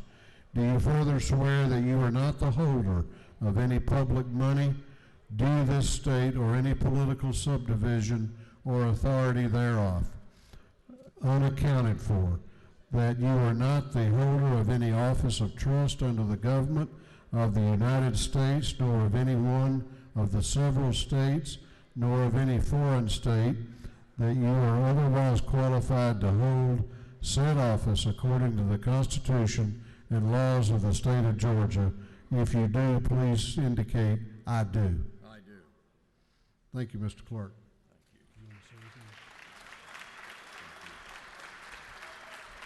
Thank you all very much for another opportunity to serve. Thank you.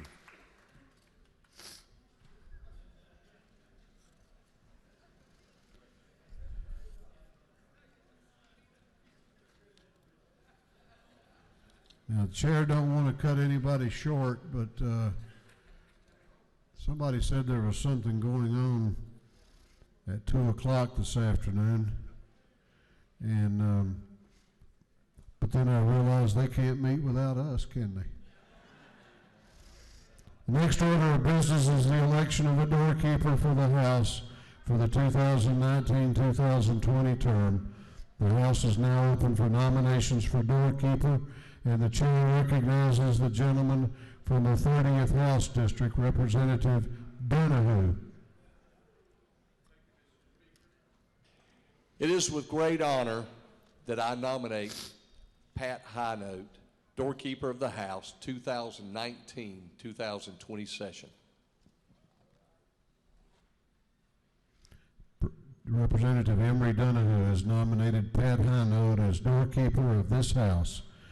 The chair recognizes the lady from the 126th District, Representative Frazier.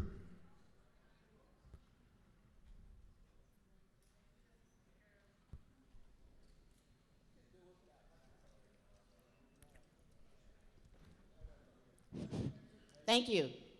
Thank you, Mr. Speaker. It is my honor to rise to second the nomination for Ms. Pat Highnote, the gentle lady from Austell, as our doorkeeper for the House of Representatives. The lady from the 126th District, Representative Gloria Frazier, has seconded the nomination of Pat Highnote as doorkeeper. The chair recognizes the majority leader for a motion. Mr. Speaker, I move that the nominations for doorkeeper be closed at this time, and that the entire membership cast its votes for the election of Pat Highnote as doorkeeper. The majority leader has moved that the nominations of the House be, for doorkeeper of the House, be closed, and that the entire membership cast their votes for the election of Pat Highnote as doorkeeper. Is there any objection to closing the nominations? The chair hears none, and the nominations are closed. Is there any objection to directing the clerk to cast the entire vote of the membership who were present for the election of Pat Highnote as doorkeeper? The chair hears none, and the clerk is so directed. On the election of the doorkeeper, Pat Highnote received the entire vote of the membership who were present, and she is hereby declared elected doorkeeper for the ensuing term.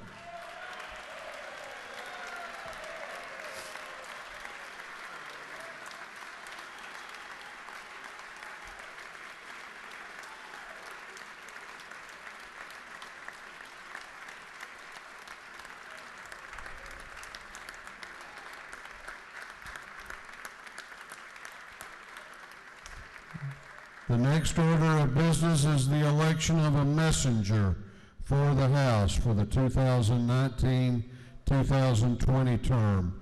The House is now open for nominations for the messenger, and the chair recognizes the gentleman from the 169th District, Representative Dominic Laricchia, for a nomination.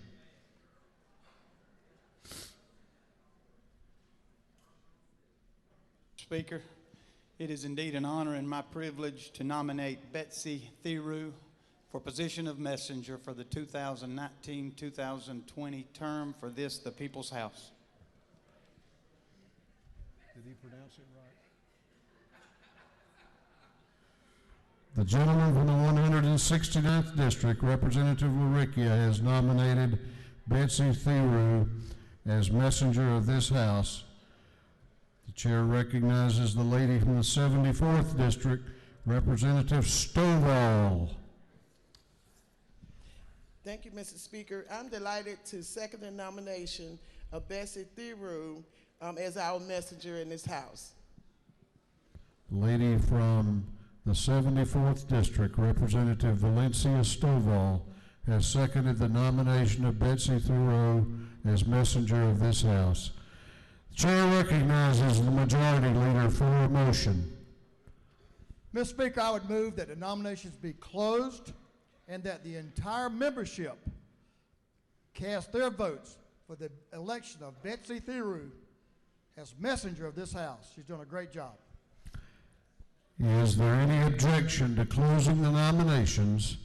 The chair hears none. The nominations are closed. Is there any objection to directing the clerk to cast the entire vote of the membership who are present for the election of Betsy Theroux as messenger? The chair hears none, and the clerk is so directed. On the election of the messenger, Betsy Theroux received the entire vote of the membership who are present, and she is hereby declared elected messenger for the ensuing term.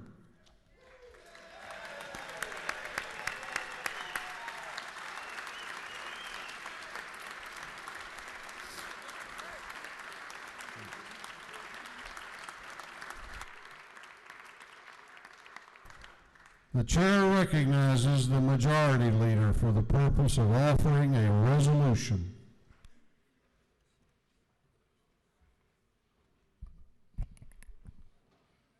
Thank you, Mr. Speaker.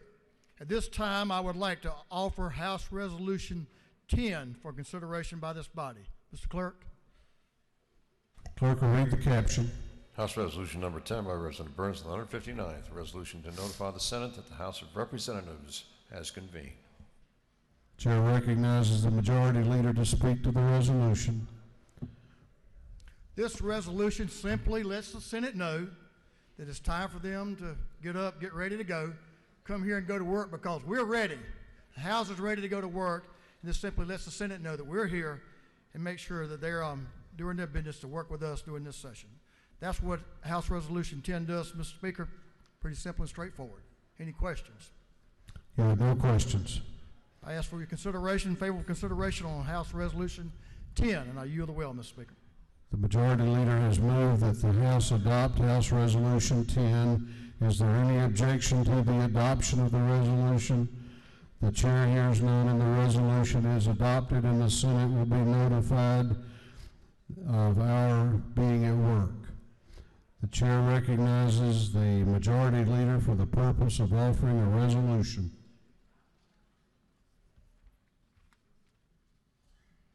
Thank you, Mr. Speaker. Now I'll offer House Resolution 11. It's LC 289005 for this House's consideration. Clerk will read the caption. House Resolution number 11 by Representative Burns, the 159th, adopting the rules of the House of Representatives. Chair recognizes the majority leader to speak to the resolution. Thank you, Mr. Speaker. I didn't want to take the time to say good morning to everyone since this afternoon. We've got some work to do. We'll go over this resolution and say welcome to all of our new members. Welcome back to all our old members. Look forward to building new relationships and strengthening those relationships with all of us who are here to serve the people of Georgia. Now, as I bring before you, before we conclude our business for today, I bring your consideration for the rules and the annual update that we do for the rules of this House. This resolution I'm asking you to consider, it updates our rules, makes clear the House's commitment to transparency and accountability, as well as to our maintenance of a positive work environment for our staff, our members, and all Georgia citizens are frequent visitors to this beautiful building. This resolution enacts the following 8 updates to our rules, and I'll briefly go through them. They're on your desk. Rule 163. This update emphasizes that members of this House should be respectful and use proper language in their interactions with staff. Rule 164.1. This update removes House employees from the jurisdiction of the Ethics Committee to reflect the creation of a joint resource office and incorporate the statutory language of Official Code 45-10-90 and 91 regarding complaints against members into the House rules to ensure consistency. Rule 164.7 is another change. This rule update further removes House employees from the jurisdiction of the Ethics Committee. Rule 170. This rule empowers the Ethics Committee to investigate, conduct in both the current term and prior term any issues that may arise before them. Rule 172.1. This rule clarifies that the chairman of the House Ethics Committee is required to provide harassment training to members each term. As most of you know, you may recall that such training was offered at our biennial conference. If you did not receive such training then, the chairman of our Ethics Committee will ensure the provision of this training at his discretion if you let him know if you didn't receive the training. Rule 174. This rule update clarifies that any request by a work product provided to a member by the House Budget and Research Office is confidential unless the member authorizes the release of the info or the information is provided to a committee or subcommittee. Mr. Speaker, if there are questions, I'll be glad to take them. If not, I'll ask for your favorable consideration. You have a question if you care to yield. I'll yield, Mr. Speaker. Chair recognizes the Minority Leader of the House, Leader Trammell, to your left for a question. Will the gentleman yield? I'll yield. Isn't it true that the vote that we're about to take is for a vote of the totality of the rules that will govern this House of Representatives for the next 2 years? That is correct. You're right on point, and this is just some improvements to service and that accountability and that transparency, but you're correct. It's in the rules book on our desk in the totality. Thank you, sir. You do not have any further questions. Well, thank you, Mr. Speaker. I would ask that the entire membership of this body would support the adoption of these rules that makes this place a better workplace and ensures transparency to what we do in this House. Thank you, and I ask for your favorable consideration. I yield the will. Majority Leader has moved that the House adopt House Resolution 11. Is there any objection to the adoption of the resolution? There is objection. Does the gentleman move? Does the gentleman move? Gentleman moves. On the adoption of the rules of the House, all those in favor of adopting the rules of the House will vote aye. All those opposed will vote no, and the clerk will unlock the machines.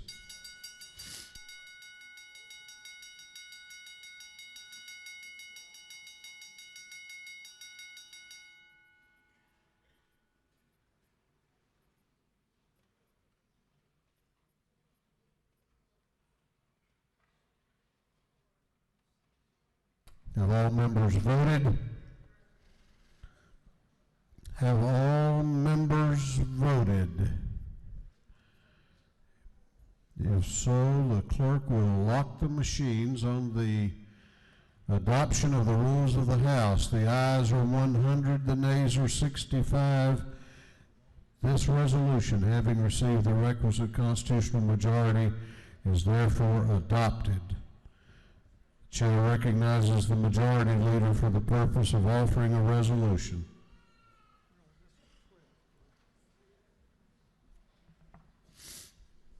Thank you, Mr. Speaker. House Resolution 12 is, in a sense, the housekeeping resolutions that allows this body, through the Speaker and through the clerk, to do the business and employ the folks, make sure they're all paid, make sure that the business of this House, the people's house, can be taken care of in an efficient and a smooth manner. This is a resolution we pass each year for this purpose, and I would ask for your favorable consideration of House Resolution 12. Any questions? You do not appear to have any I'm sorry, you did have a question. Chair, do you yield? I yield. Chair recognizes the Minority Leader, Leader Trammell, to your left for a question. Will the gentleman yield? I yield to my friend. Can you give a little more? That particular resolution is not on some of our desks, at least. Can you give a little more detail? Sure. This resolution basically allows the Speaker to employ folks to make sure that our offices function smoothly, that the messenger and that everyone is paid, from the postmaster to doorkeepers, pages, and make sure the compensation is taken care of as we should. It allows the Speaker to assign duties or personnel to make sure, again, that our offices and this body run smoothly. And also it allows the clerk of the House to make sure that all of the things that make sure from a technological perspective and from a practical perspective to make sure our bills are filed and all the transparency that occurs through the reading of legislation is taken care of, and he has adequate staff to take care of that. So basically it is just to make sure the function of this body is allowed to take place in a smooth, efficient manner, as it always has. You do not appear to have further questions. Mr. Speaker, I would ask that this body support House Resolution 12, allow us to do business and make sure that we take care of the people's business of Georgia, and that we vote affirmative on House Resolution 112, that it is approved. Thank you. The Majority Leader has moved the adoption of House Resolution 12. Is there any objection to the adoption of the resolution? The chair hears none, and the resolution is adopted. Chair recognizes the Majority Leader for the purpose of offering a resolution. Mr. Speaker, I bring House Resolution 13 to this body at this time.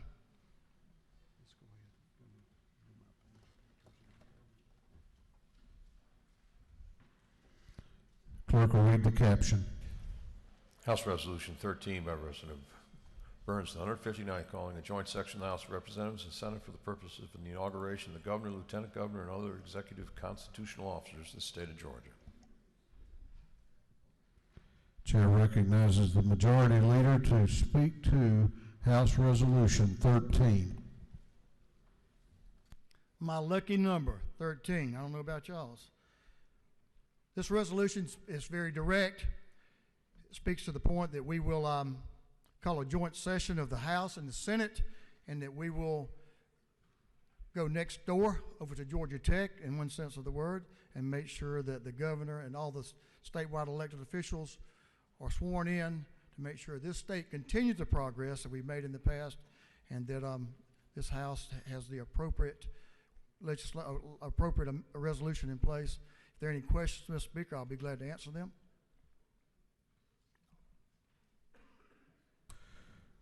You have no questions. Mr. Speaker, I would urge the adoption of House Resolution 13 at this time. Thank you. The Majority Leader has moved the adoption of House Resolution 13. Is there objection? Is there objection? The chair hears none, and the resolution is adopted.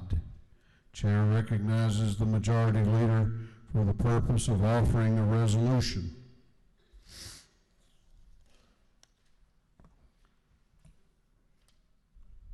Colleagues, Mr. Speaker, I would bring House Resolution 14 to you at this time. Clerk will read the caption.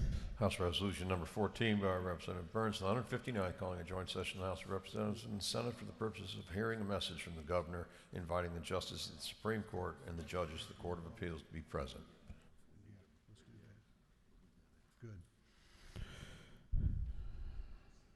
Chair recognizes the Majority Leader to speak to the resolution. As our tradition allows us, and makes it imminent that we do this, it's always a high point of the session when the governor, in this case our newly elected governor, comes in and gives the State of the State address and lays out his plans for this year and tells us what his vision for Georgia is. That State of the State address will be held jointly with the Senate in this body, in the House chamber at 10:45 a.m. on Thursday.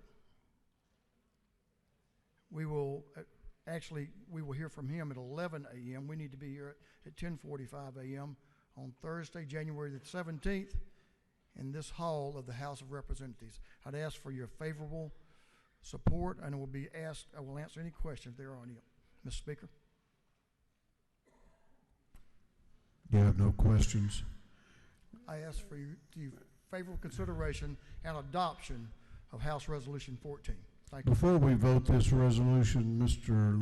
Leader, I may not have heard you. Did you move for the immediate transmittal of House Resolutions 12 and 13?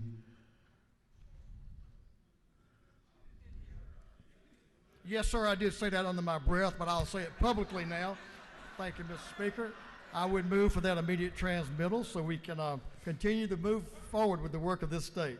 Is there any objection to the immediate transmittal of the previous two resolutions we adopted, H.R. 12 and H.R. 13? Chair hears none, and they are on their way to the state Senate. You had no questions on House Resolution 14. Is there any objection to the adoption of House Resolution 14? The chair hears none, and the resolution is adopted.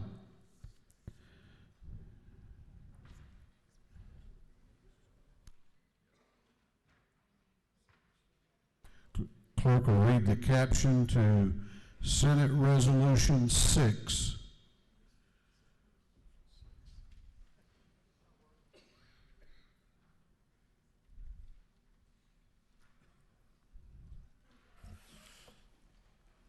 Senate Resolution 6, to notify the governor and that the General Assembly has convened and for other purposes.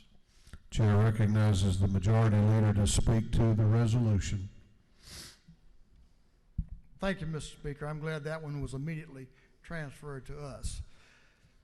This resolution simply is passed from the Senate over to us, to the House, to make sure that we've done the proper documentation and the proper notification to make sure that everyone knows that we're ready to do business and the Senate's ready. We're notifying the governor that the General Assembly has convened and that we are ready to do business, and I would ask that we adopt Senate Resolution 6 at this time. If there's any questions? You do not have any questions. I'd ask for your favorable consideration and adopt Senate Resolution 6. Is there any objection to the adoption of the resolution? Chair hears none, and the resolution is adopted. The chair appoints as a committee of notification on the part of the House the following members: Representative Terry Rogers, Representative Dominic Luricchia, Representative Joni Lott, Representative Burt Reeves, Representative Houston Gaines, and Representative Marcus Wiedauer.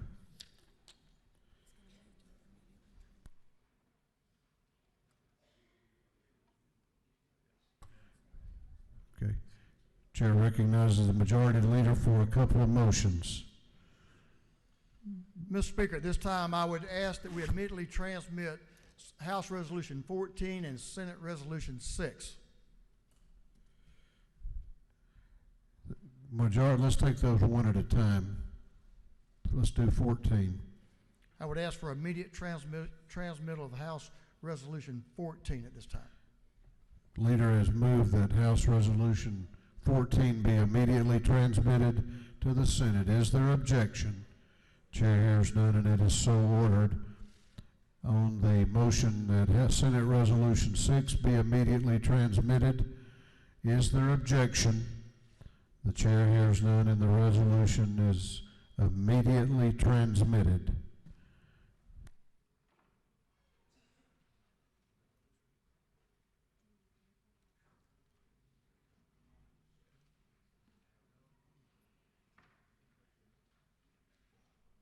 Chair recognizes Representative Rogers for an announcement. Thank you, Mr. Speaker. Ladies and gentlemen, it's getting very late, and I know that we're supposed to be on some buses for an inauguration. Just a quick update from the Kemp team.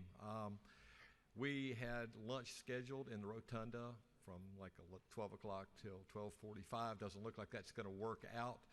There will be lunches on the bus. On your desk, you should have either a bag or you should have already picked up a bag with things from the Kemp inauguration team. It will include a lapel pin. It's a blue lapel pin for all elected officials. There are gala tickets, there are lunch tickets, and there is also an envelope with wristbands. Those wristbands will allow you to get on the bus. I think there's 4 of the wristbands that allow you to get on the bus, and we'll have lunch.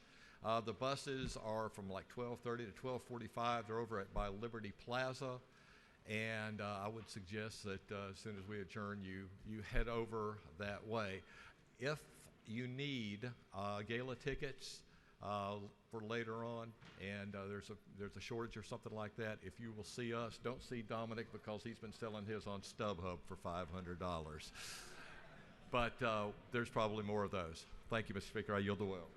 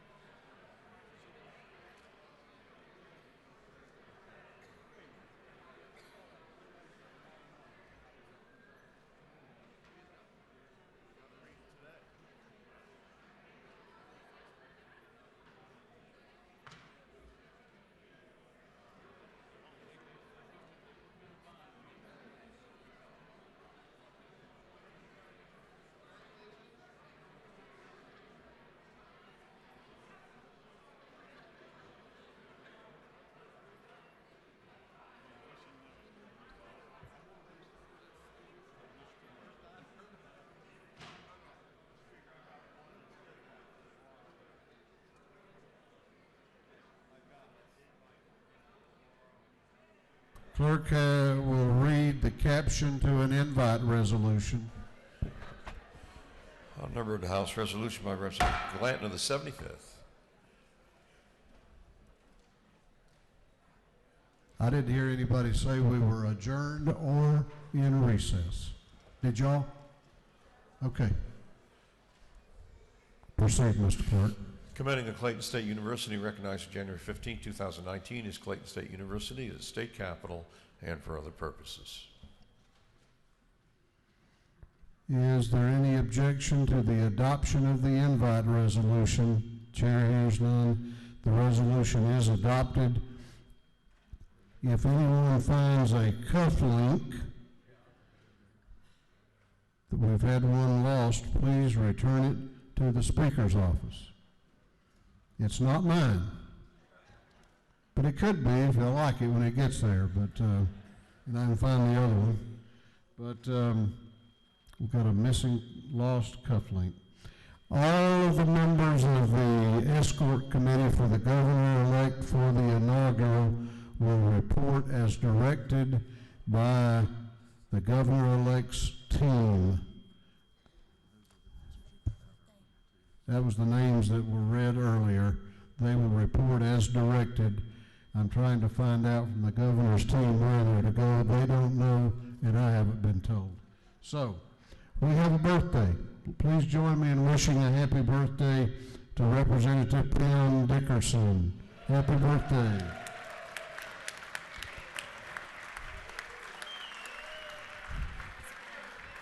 This house will be in recess until 2:00 p.m.